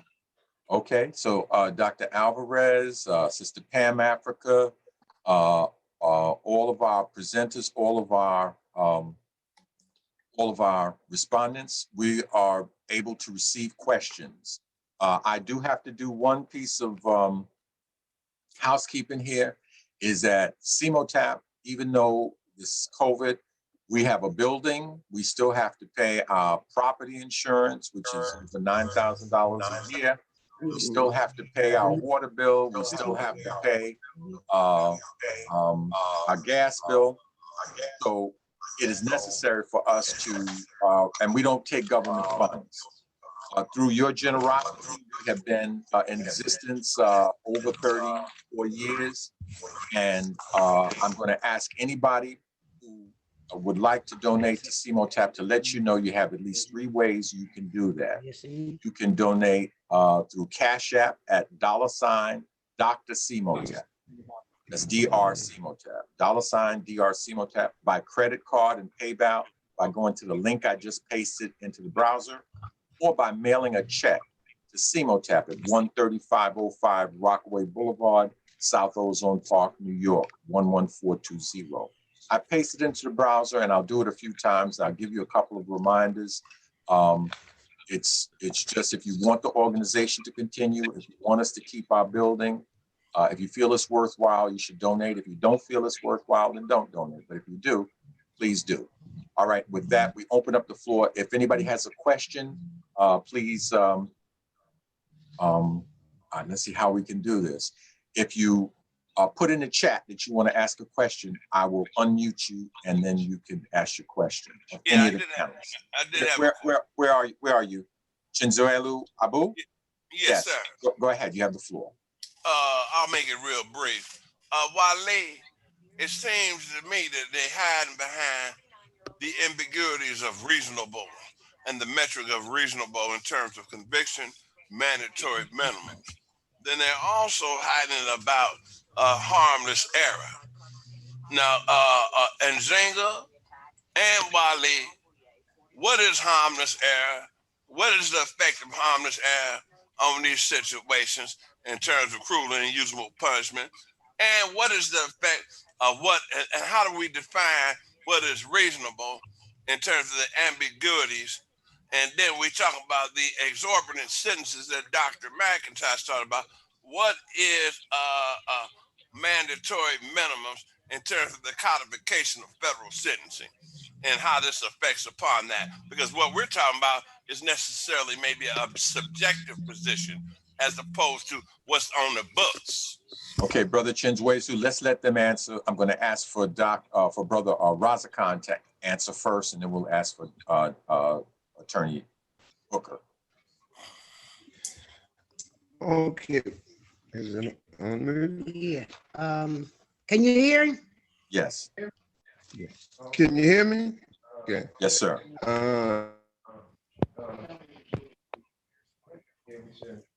When they start talking about what's reasonable, what's unreasonable, you're kind of low. You're kind of low. It looks like you're muted, like one of them is muted. I think you're coming through your own microphone while you're sitting at Pam's desk. No. Because it's saying that Pam is muted. Let me see if I can unmute her. Unmute yourself, Pam. Okay. All right. You go. No, when he said what's reasonable, what's unreasonable, that's all up to the judge on the real side.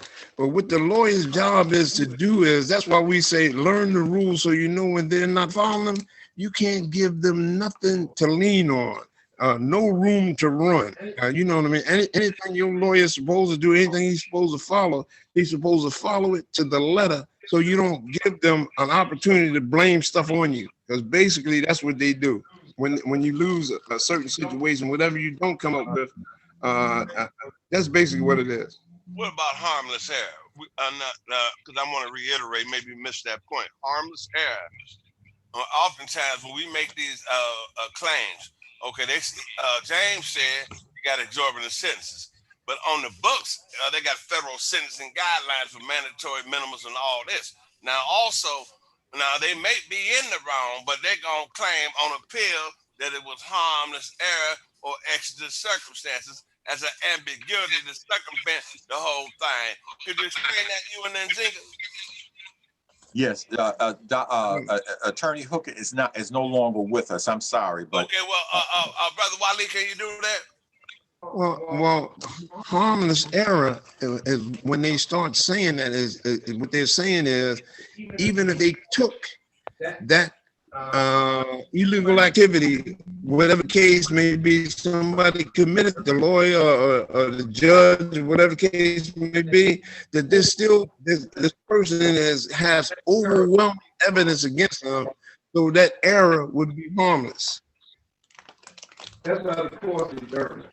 Okay, that's how the okay, brother Chinwe, I understand, brother. I have other people who want to speak. So you asked your question, they answered as best they could, and we can follow up afterward, but not right now. Okay, thank you, James. All right, my brother. Anyone else with a question? Okay. Now I'm going to call Brother Chinwezu back if no one else has a question. Okay. Now what I'm on that question. Okay, I see Dr. Justice has one after you. Go ahead, Brother Chinwezu. Dr. McIntosh. Yes, sir. Wale, he made it clear. He made it clear that these are exorbitant sentences.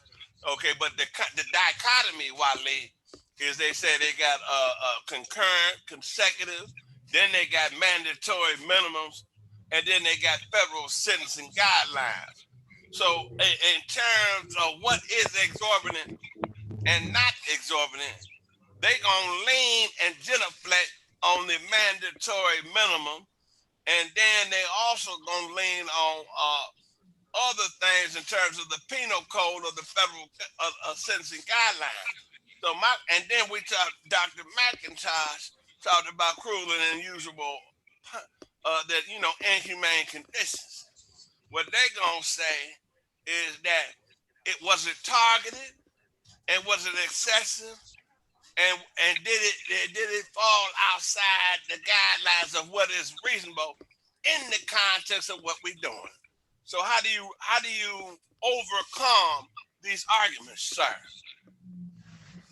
Well, if you're dealing with the mandatory minimums, whatever, and you'd be surprised. I come through the federal system, and we might have gotten out maybe 100 people because their sentencing guidelines was misapplied.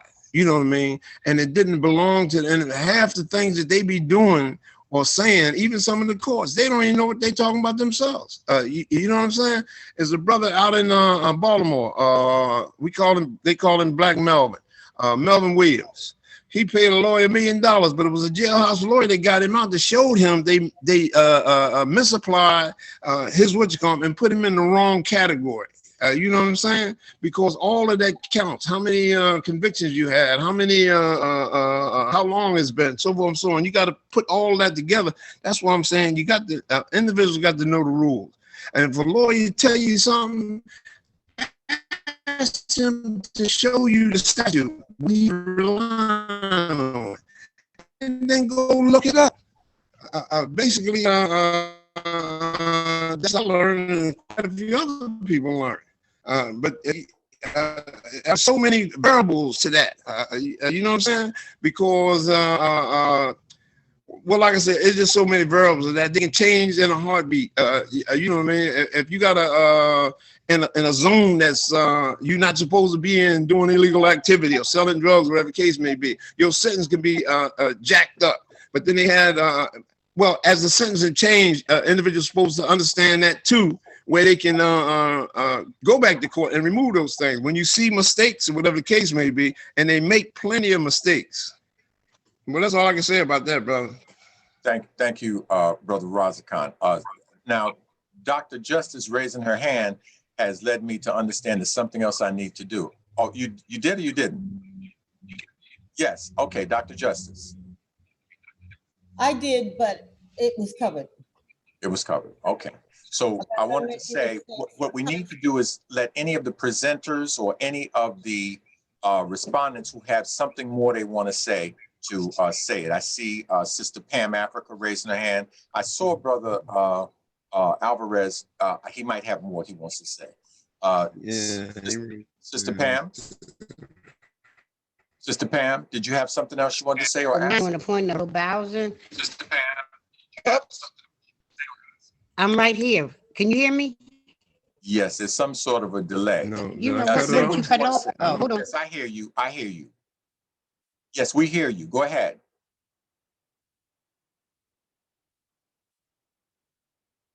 No, you're muted again. You're muted again. Pam, you're muted. Down on the bottom. Yeah, there you go. What am I now? Oh, okay. My point was on, I wanted to raise a question on Brother Razakhan about Varanzo.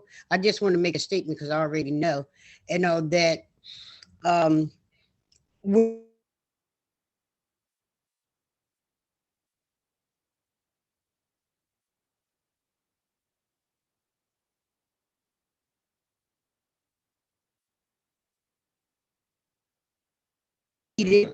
and made them stop. He was on his way out the door.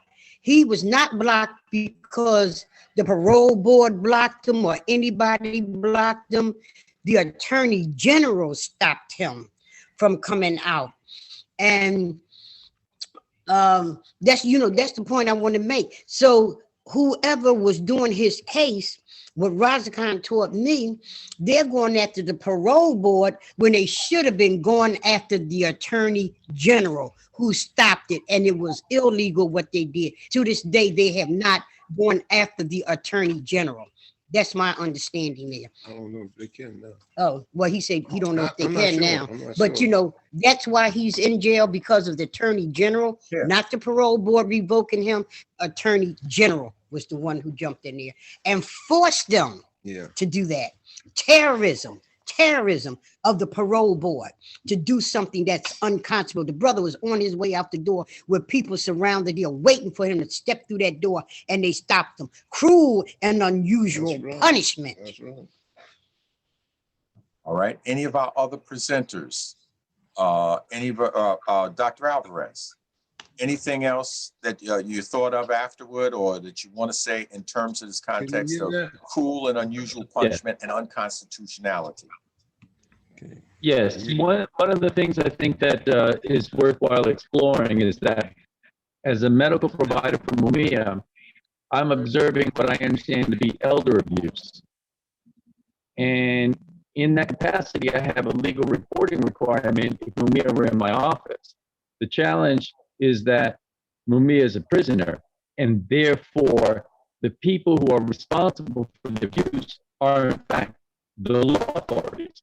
So I think one thing for us to explore is how the medical and legal teams can work together, because if we can bring to bear an examination of elder abuse, then I think that becomes a legitimate basis for us to discuss with the judges and the FOP and other legal entities, including the government and board of pardons, as a way of addressing these unjust situations. And I say this more from an exploratory place, as opposed to a full legal analysis. But I do think that there's an opportunity now for us to examine You're the breaking up, Otto. You're breaking up. Is everybody hearing that clearly, or is it breaking up? It's breaking. People are shaking their head. No, it's breaking up. I don't know why. okay. Can you hear me now? Are you still broken up? I hear you. It's a lot of static or something interfering with what you say. Okay.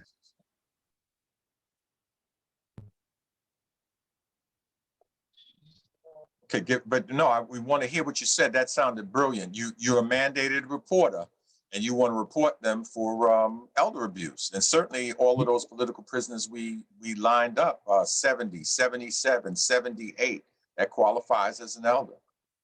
Yes. That's exactly the point, to explore with the legal team how the medical and legal can work together around addressing that. And from a medical perspective, we can start bringing it to judges and other different authorities, because we don't have access to the normal channels of reporting. It's the actual state violence that's the source of the problem. You're saying that really, really reminded me that these individual strategies, I think, are great, and they certainly have gotten a lot of people out. But for me, what is impressive is the constellation among the political prisoners. When you find that all of them are elders, all of them been in 40 years, all of them have made allegations of torture, all of them have had witness tampering and witness intimidation and coercion, that if that could be presented, it would kind of be like the evidence that was presented to in civil rights to overthrow the idea of separate but equal. You know, when you got people together and you could look and see what the effect was overall, as opposed to just in an individual case. Now, I agree that individual cases got to keep on the same path you're on. You got to stay on, whatever committee you're on. If you're on the family and friends of Dr. Mutulu Shakur, you got to stay on that case. If you're on international friends and family of Mumia Abu Jamal, you got to stay on that. But collectively, all of these groups ought to have another case, I think. If I see, I'm not a lawyer, so I don't know if this is even doable, but it ought to be a class action thing regarding the Constitution, the cruelty and unusual, the constitutional violations. I want to also read to you a little portion of a letter. I'm not going to read the letter. What I'm going to read is just, I don't know if you all know that the detective who busted, who caught Dr. Mutulu Shakur, his name was Athelston Kelson. He was convicted of a string of armed bank robberies after he had prosecuted Dr. Shakur. The Attorney General, or I should say, pardon me, the District Attorney of Rockland County was convicted of at least $36,000 of tax fraud after that. There was a government snitch who testified. Now, what was interesting is that each of them, the bank robber, the government snitch who admitted to robbing and doing all those things, and this district attorney who was involved in fraud, all of them got the same sentence, which was 6 years. Dr. Mutulu Shakur, when he got to his maximum of 30, they extended him another 2. They extended him another 2. They didn't even say our arguments were wrong in the letters. You know what they said? They said, the guy who made the decision says, all of that is well and good, but I don't believe a word of it. That's the kind of latitude that judge or whoever it was over the parole board was able to exercise. The fact is, a few of the political prisoners have identified themselves as combatants. It seemed to me they should be subject to international law, especially people that are in a formal government like the Provisional Government of the Republic of New Africa, that sort of thing. It's not that I like the strategy, but Leonard Peltier basically has taken pretty much that stance also, without, admitting to having been involved in shooting those federal officers. But the bottom line is that I think that is another issue. The issue of that Mutulu has raised, that there should be at this point, after the hostilities, after he has renounced violence, there should be a Truth and Reconciliation Committee to talk about the abuses and things that were done on both sides. When they spoke about Winnie Mandela having done something to a person that was a government, expected to be or suspected of being a government snitch, Nelson Mandela pretty much acknowledged, look, in a war, stuff happened on both sides that shouldn't have happened, all right? And in that context, they forgave people. They forgave people on the side of the racists who had done all kinds. When I say forgave, I mean in terms of not punishing. I don't know. I mean, I doubt if anybody in their heart would be forgiving somebody who did the things that those people in South Africa did. But that is another kind of approach. But I do believe that some sort of collective approach needs to be taken. So that's my statement. We gave all of the presidents a right to say something. And also, if you are a participant, you've attended this, you have the right to ask a question. Please also don't forget, and it's my job to do this, I'm not trying to be a nag, but Ayikwe Amma said, giving and receiving, all of life is twin. Let he who would cast the spell of death separate the two. What that means is, if you feel you got something out of the forum, if you feel you get something out of the forums that CMOTAP has, if you feel you get something out of the organization, if you feel you get something out of the building we have, please donate to the organization so that it can continue to live. And if you want to cast the spell of death, don't donate anything. But if you don't want to cast the spell of death, it doesn't matter how big or how small, if you're giving it from the heart, a lot of people that give a little bit will add up to a lot. And a few people that give a lot, obviously, will also help. But whatever you can, please donate in one of those 3 ways that I indicated in the chat. Just look at the chat. You'll see that you have at least 3 ways you can donate. You can donate through Cash App at $ Dr. CMOTAP. You can donate in the WW GoFundMe, CMOTAP Property Insurance Fund. That's listed down there. Or you can send a check to CMOTAP at 13505 Rockaway Boulevard. And I must note to you that CMOTAP is a 501c charity. All of your donations are entirely tax deductible. So with that being said, let's continue. Anyone else with a question? I had one small question, sir. You weren't ready, Brother Chinwelu. I see that Brother Kwabena has a question. Okay. Brother Kwabena, you're from the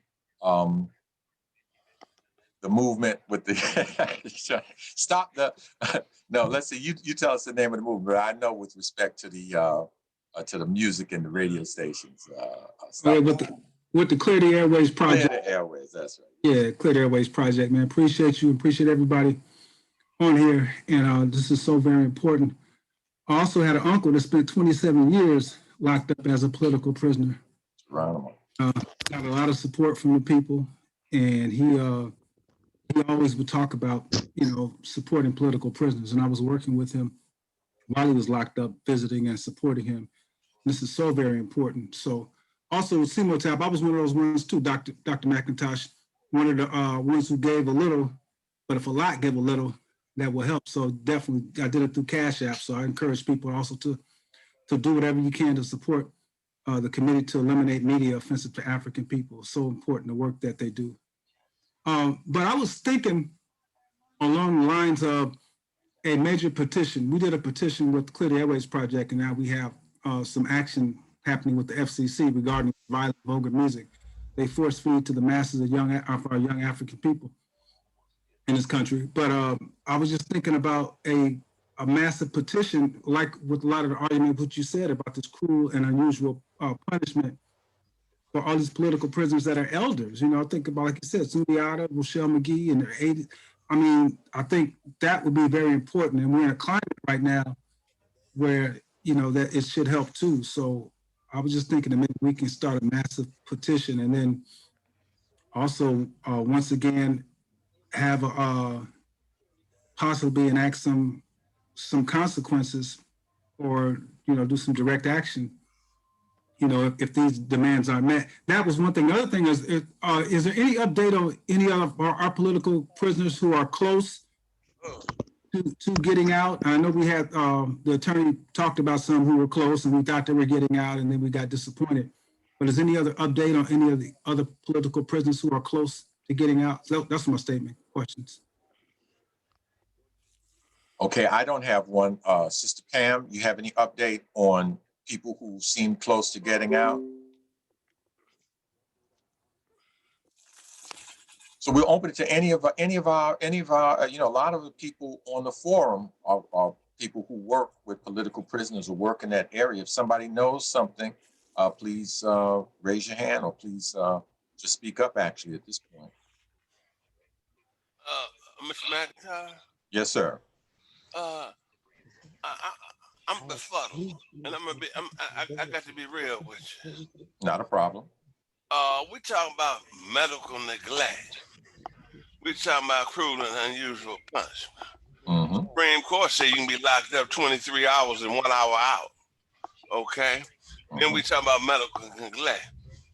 For the life of me, I want to know what is intent and how do you substantiate intent? Because in my understanding, you can have medical neglect and they're going to fall back on whether it was reasonable. You not a mind reader. So therefore, the issue of intent is it a high metric? Maybe I can answer that one. I can answer that one, okay? Can Waleed explain it to me?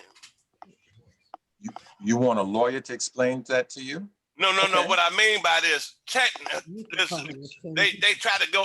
What I mean by this, Dr. Man, they try to get you and circumvent things and rationalize things on technicalities and ambiguities. And what I'm saying now, I want clarification from Waleed. What do they mean by reasonable? What is the standard and metric? And what is intent in the context of medical neglect?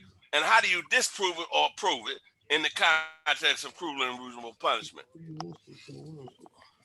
That's what I mean. Okay, I'll let Brother Wally answer it first, and then I'm going to take a stab at it myself. Go right ahead. Stab is going to be lethal. Can you hear me? Yes, sir. Oh, okay. On the real side. Can't hear you now. You disappeared, Brother Wally. You disappeared. Get back on Pam's mic. Brother Wally, you disappeared. Okay, now I can hear you. Oh, yeah, go on Pam's mic, Wally. Yeah, I'm just saying, because of the medical situations and institutions is outsourced. You know what I mean? The less they do, the more money they get. And as long as they make a reasonable effort, they can even misdiagnose you.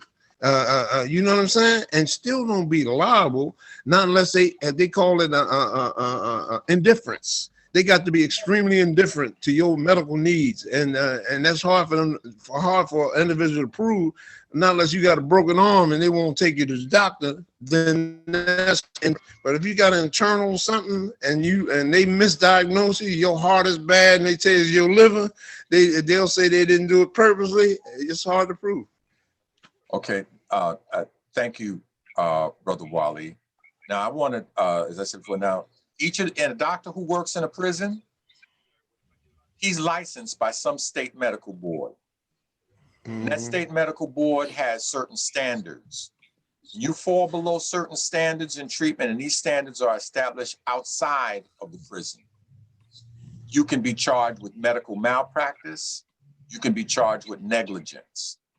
So now, the idea that 23 hours in, but the idea that 23 hours in and 1 hour out is sufficient can be challenged by medical experts. It has to be bringing medical experts to say that no, they need more sunlight. They need, especially in the context of COVID, no, they need more vitamin D. You can challenge the diets that they're giving the incarcerated people. The way that you challenge that is with medical experts. So even though you are telling us where they will fall back or the position they will take, our job is not to accept that, as they say, I think you attorneys say, a priori. You know, our position has to be that we fight it. And the other way is that when you establish a pattern of all of this cancer, all of these heart attacks, all of these lung diseases,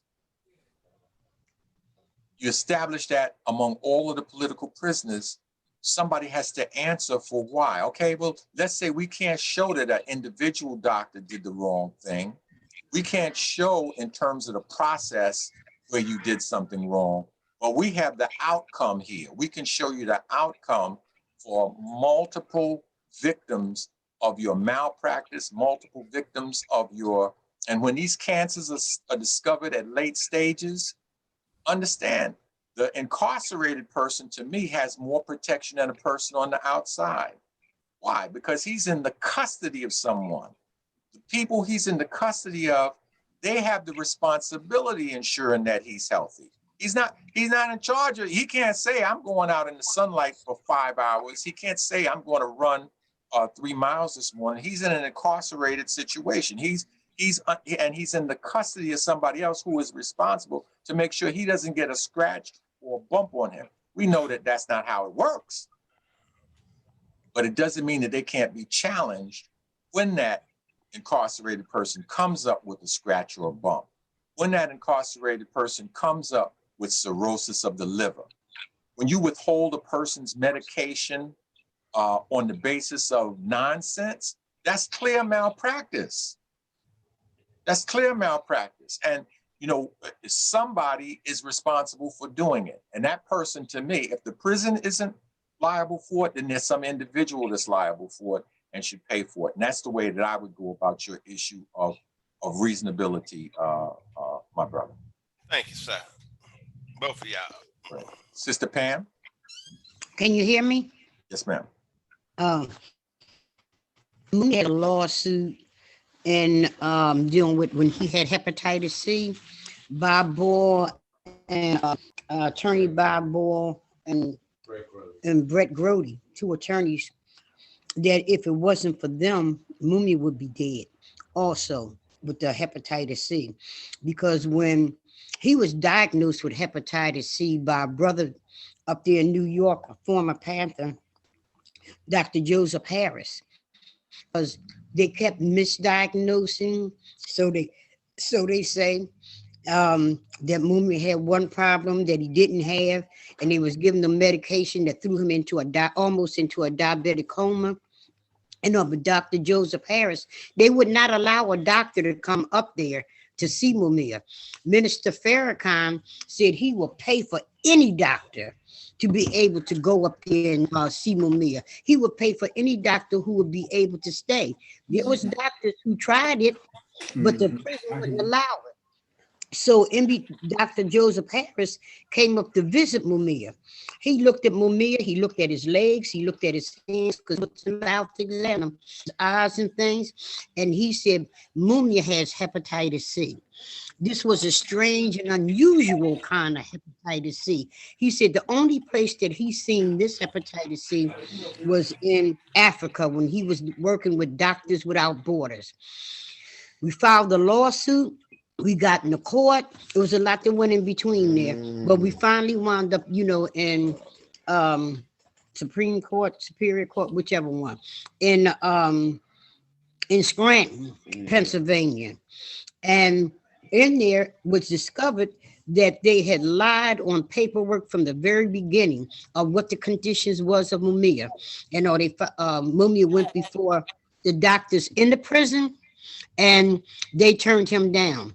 Mumia filed the lawsuit which took him outside the prison. Bob Ball and Brett Brady and our attorneys filed that suit. We wound up in court. That's when all the evidence was rolling out there, because this particular judge was not a member of the FOP either.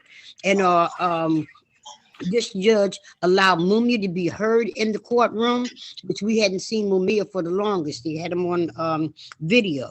But Bob Bull caught them lying, because he had one doctor on the stand, and he said, these your papers, these was papers saying that, Mumia didn't really deserve the treatment in their legal terms. And the doctor said, no, this isn't mine. So Bob Bull turned to look to get his, the right papers. And the doctor said that these are the papers that they wanted him to sign, that he refused to sign. And that's not my signature. So anyway, it was several other things, to happen. But I say that to say the judge granted Mumia to right to the hepatitis C cure. And the prison lawyers wanted a stay on it. This judge said, I can't stop you from the right for filing for it. He said, but I'm demanding that Mumia be given treatment immediately.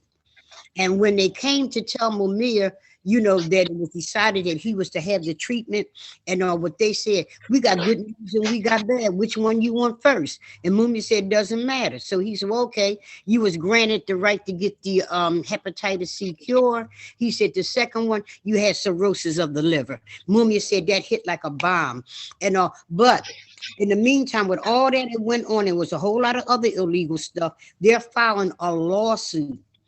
And that case there that Mumia won and got hepatitis C cure for all the inmates throughout the United States. Before they administered it here in Philadelphia, there was cases where people were in Arizona and other parts of the United States that was benefiting from that case that Mumia had, and the inmates in Mahanoy, where Mumia was in prison, that didn't, that. And we got to work at, well, that's enough. That right there.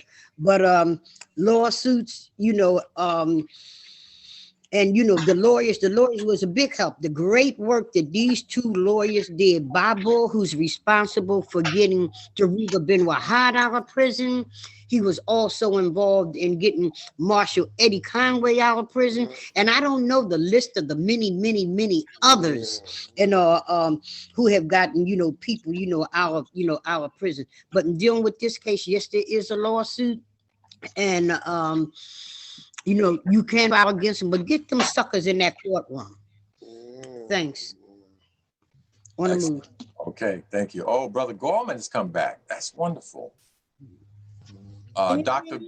Quadro Gorman is rejoining us here. Dr. Gorman. Hotep, how are you? Hotep, my brother. Good, good, good.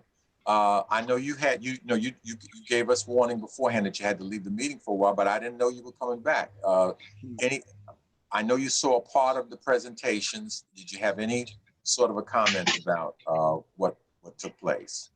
Dr.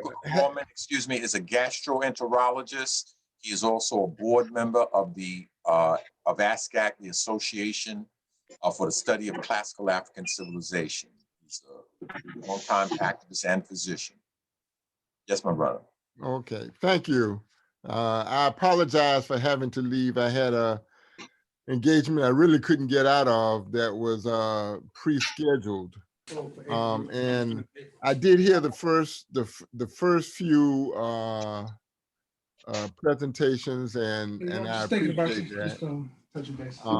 Mute yourself if you're not speaking. I'll make it at you later. Call me later if you get a chance. But and I guess what I have to say then is probably going to be repetitive. We know that America incarcerates more of its citizens than any country on earth. Even though we make up 5% of the world population, American incarcerated prisoners make up 25% of everybody incarcerated in the world. Now, as a person who recognizes and stresses the importance of definitions, I want to urge everyone to internalize the definitions of cruel and unusual treatment and its relationship to the 8th Amendment of the United States Constitution. We need to understand what a political prisoner is, especially in the context of the hypocrisy of America. Now, this is a pernicious problem that can happen to anybody, and it can happen to any one of us just by being on this call. We understand what happened to MOVE. We understand what happened to the Panthers. So in dealing with that, the medical consequences of just being an inmate are horrendous, but it's augmented when that inmate is a political prisoner. Now, while overcrowding is considered a significant problem for inmates, a major problem for political prisoners are adjusting to the physical, mental, emotional, psychological, and spiritual results of solitary confinement, which is a major problem for political prisoners. The film Cruel and Unusual, which relates to the experiences of the Angola 3, is very instructive and is readily available on Amazon Prime. And if you haven't seen that, I recommend it very, very highly. Because most prisons are not air-conditioned, many inmates experience an inordinate amount of dehydration, heat stroke, and in some places they claim that they take care of the problem by giving out fans, but the fans only circulate the hot air. Now, access to healthcare and needed medication is limited. Large number of inmates with pre-existing mental conditions suffer because of the frequent withholding of needed medications, and this makes them potentially more vulnerable to abuse and or potentially more aggressive. Availability to healthcare workers also includes access to medications needed for chronic illnesses such as diabetes, hypertension, cirrhosis, asthma, not to mention infections such as hepatitis C and HIV. They also have problems when they need to have lab tests done or x-rays done, and even if they need acute care. From what I heard described that Mumia was experiencing, it sounds to me that early on when he thought he had COVID, it sounded like he was having a heart attack then. With that whole idea of shortness of breath and the pressure on his chest like an elephant. That's almost straight out of a textbook. So these general facts in themselves are terrible, but again, in a country that labels itself as free, but there's hypocrisy. So we've experienced AUSA. Americans in the United States of America have experienced the worst of America since our ancestors were kidnapped, enslaved, and brought here to enrich other people.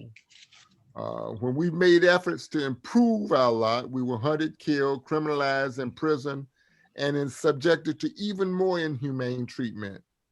But so I think that we, each one of us, owe it to those people who early stood up and tried to do something to improve all of our lot. We owe it to them to become involved in this movement. And I think Mumia is a perfect example.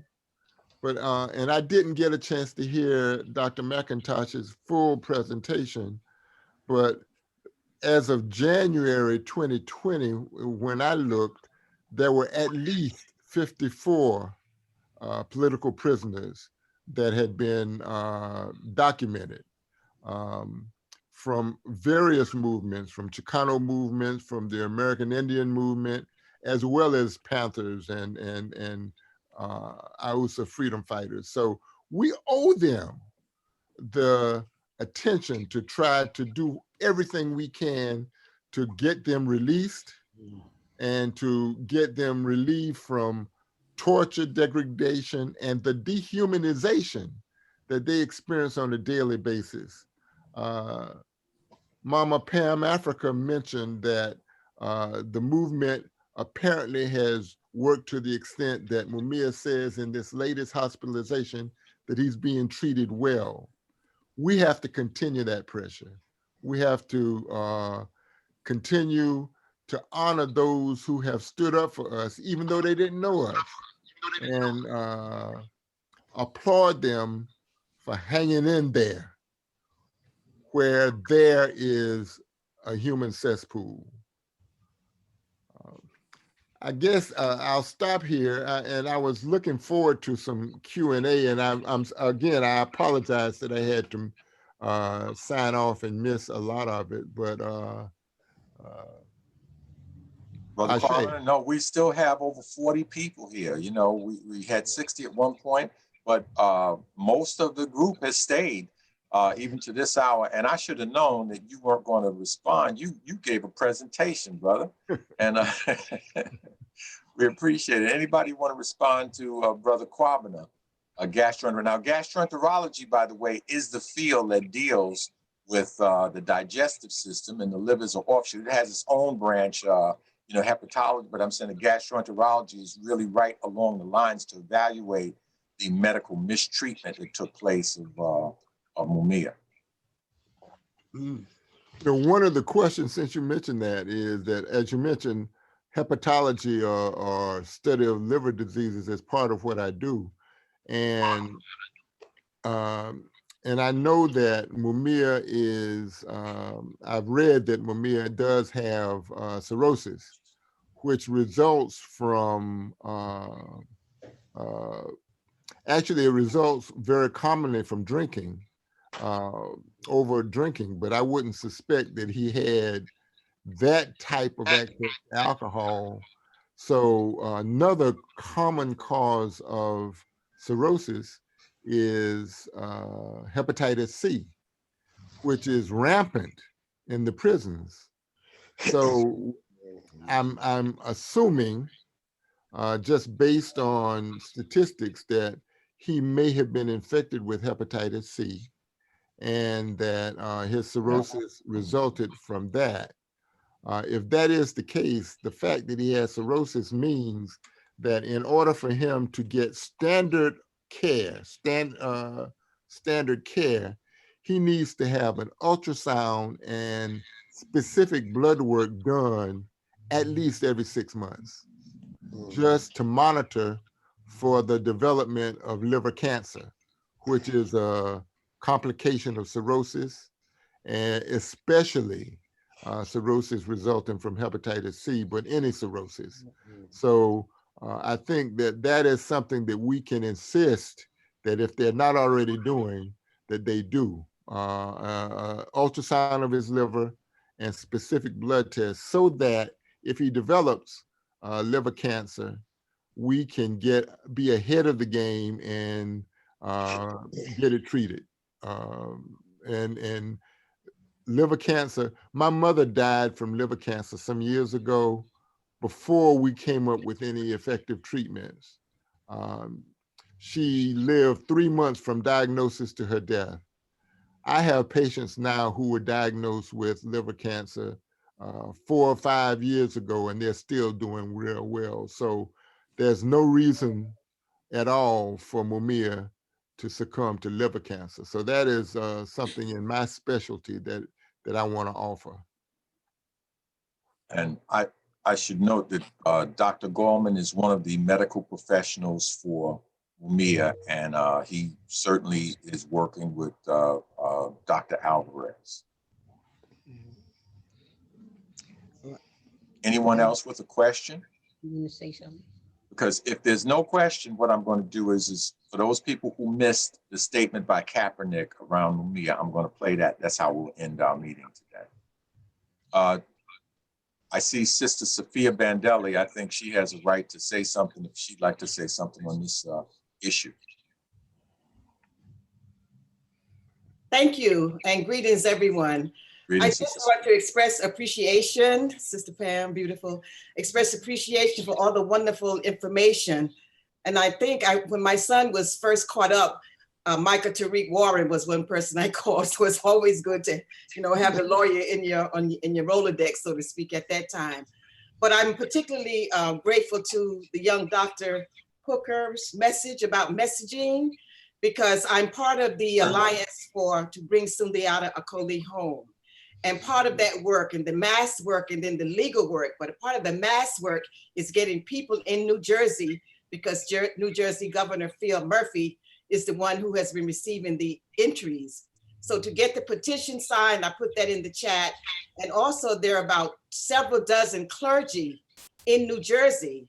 And when Dr. Hooker talks about messaging, that's really, really very, very important.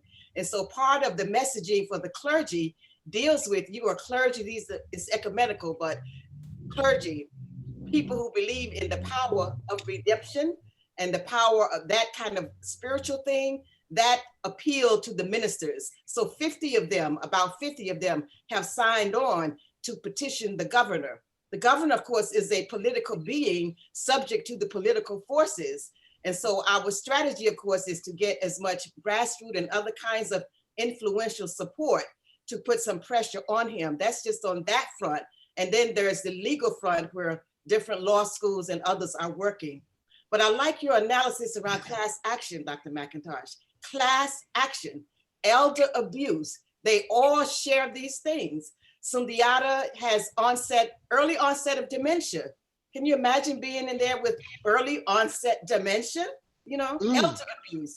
He's suffering from the symptoms of long haul COVID inside, hypertension, diabetes, all of these things. And so the elder abuse class action, I think, is really something that should be seriously considered. So thank you for this great information. And I look forward to seeing and working with everybody as we continue to bring them all home. And as someone said, freedom is the treatment. That's the treatment, freedom. Yes. Thank you. Beautiful. We had a question here from Amadi Ajamu. She said, where does Hep C come in prison to someone in solitary confinement? Dr. Gorman. Okay, that's a good question. It's interesting because in solitary confinement, theoretically, they have no contact with anyone.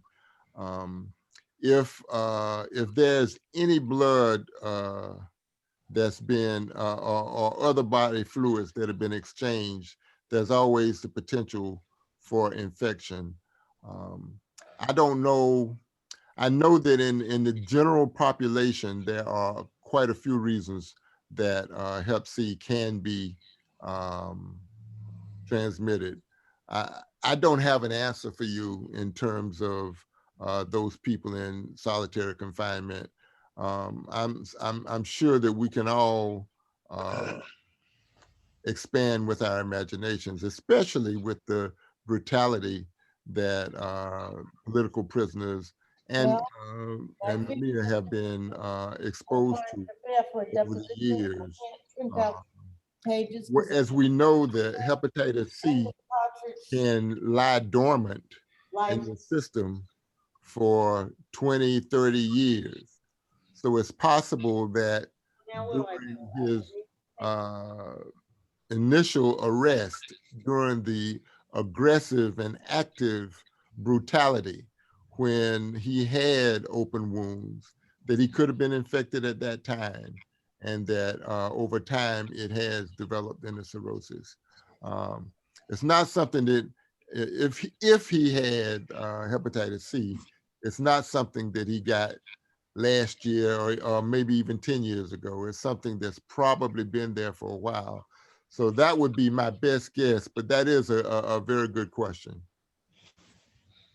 All right. Yes, it was hepatitis C, Dr. Gorman. Okay. Okay, any other questions? Sister Pam Africa. Can you hear me? I gotta Yes, do the ma'am. mute thing again. You can hear me? Yes, sister. Yes. Oh, okay. You know, we believe how Mumia got, because he was shot on December 9th, 1981. And he did have a blood transfusion. And during that time, it was found out that a lot of people who gave blood or received blood and or wound up being victims of hepatitis C. There was a large thing that was going on during that time when the firemen and the policemen used to donate blood. They always, a lot of them was coming up with hepatitis C. That was during that same time that they attempted to kill Mumia on December 9th. He got some of that tainted blood.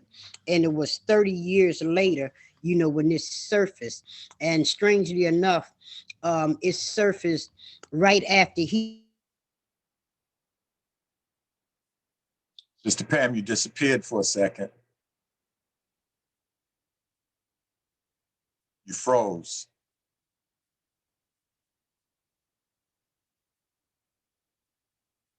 Ever since he went into general population, and they had to take blood from in order to go to general population. So it was two ways he could have got it. They, you know, back in 81, and I don't know whether it's from taking the blood, but Mumi was healthy, clean up to the point of when he was released from death row and went into general population. Thank you. Then my guess would be that it was in the transfusion. Okay. Yeah. Okay, well, listen, everyone, we have 3 minutes left. That's about how much time it'll take to hear Colin Kaepernick. If no one has any other questions, I'll do my one housekeeping thing, not to be a nag, but if I see that 4 people have given, and I appreciate it, I checked it out, 4 people have given. If you haven't given, please donate to CMOTAP. One of 3 ways. I pasted it into the chat multiple times, and I pasted it in one more time. We appreciate and thank all of you for being here. We thank you for your participation. We thank our experts. We thank our presenters. We thank our responders, and we thank our audience who also made comments that raised the level of the conversation. We want to take this beyond the conversation and see if we can lay the basis for a class action suit on behalf of all of our political prisoners. If does anybody have anything else to say? If not, then we'll let Mr. Kaepernick close it for us. Let's see, we got to do a share screen. Share screen. It's right on the slide. Current slide. I think we tell it to share the speaker, share sound. Okay, it's doing that already. I don't see Kaepernick. Hold on. Or it's at the end of the slideshow, so click.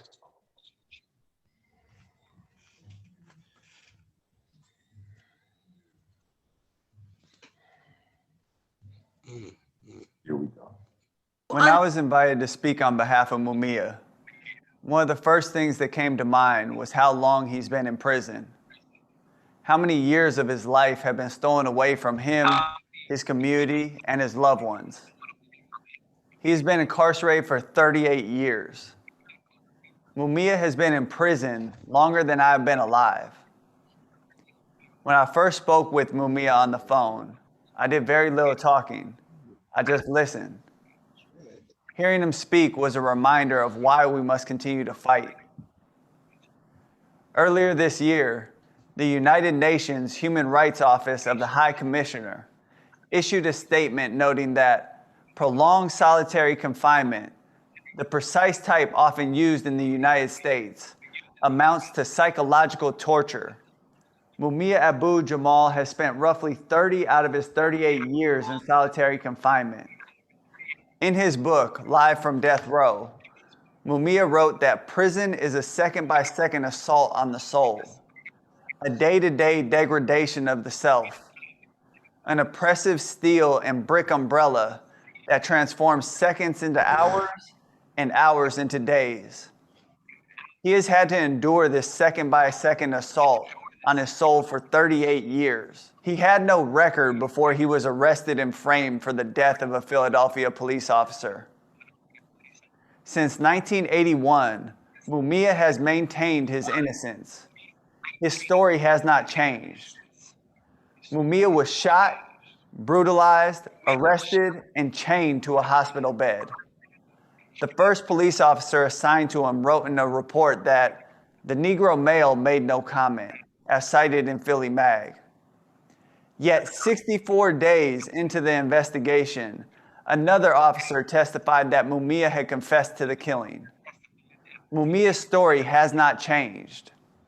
But we are talking about the same Philadelphia Police Department whose behavior shocks the conscious, according to a 1979 DOJ report. Behaviors like shooting nonviolent suspects, abusing handcuffed prisoners, and tampering with evidence. It should therefore come as little surprise that according to Dr. Johanna Fernandez, over 1/3 of the 35 officers involved in Mumia's case were subsequently convicted of rank corruption, extortion, and tampering with evidence to obtain convictions in unrelated cases. This is the same Philadelphia Police Department where officers ran racial profiling sweeps like Operation Cold Turkey in March 1985, targeting Black and brown folks, and bombed the Move House in May of that year, killing 11 people, including 5 children, and destroying 61 homes. The same Philadelphia Police Department whose officers 8 days before the 2020 presidential election shot Walter Wallace Jr. dead in the streets in front of his crying mother. The Philadelphia Fraternal Order of Police has unrelentingly campaigned for Mumia's execution. During their August 1999 national meeting, a spokesperson for the organization stated that they will not rest until Abu Jamal burns in hell.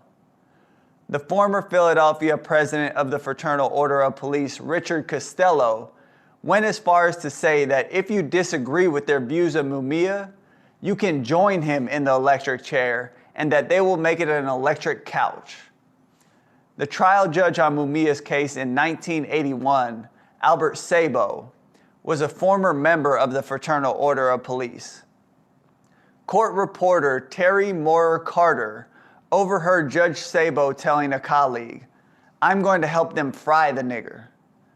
Found in December 2018 in an inaccessible storage room of the DA's office, 6 boxes of documents from Mumia's case reveal previously undisclosed and highly significant evidence showing that Mumia's trial was tainted by a failure to disclose material evidence in violation of the United States and Pennsylvania constitutions. In November 2019, the Fraternal Order of Police filed a King's Bench petition asking the court to allow the state attorney general, not the Philadelphia DA's office, to handle the upcoming appeals. As the FOP president John McNesby said, just last year, Mumia should remain in prison for the rest of his life. And a King's Bench order provides the legal angle for the Commonwealth of Pennsylvania to uphold Judge Sabo's original wish, which was for Mumia ultimately to die in prison. Today we are living through a moment where it's acceptable to paint "End Racism Now" in front of the Philadelphia Police Department's 26th District headquarters. And yet a political prisoner who has since the age of 14 dedicated his life to fighting against racism continues to be caged and lives his life on a slow death row. We're in the midst of a movement that says Black Lives Matter.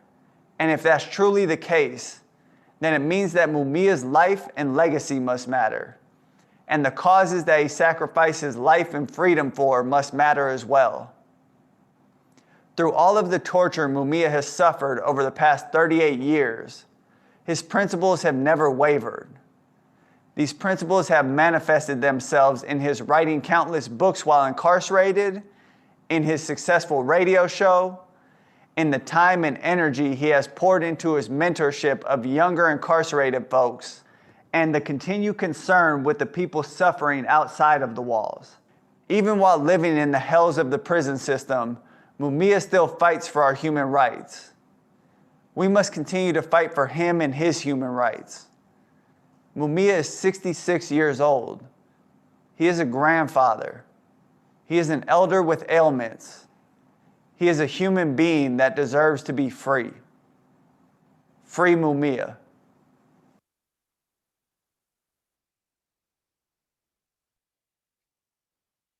Hey, there you heard it. Any closing words? Thank you, Sister Malika.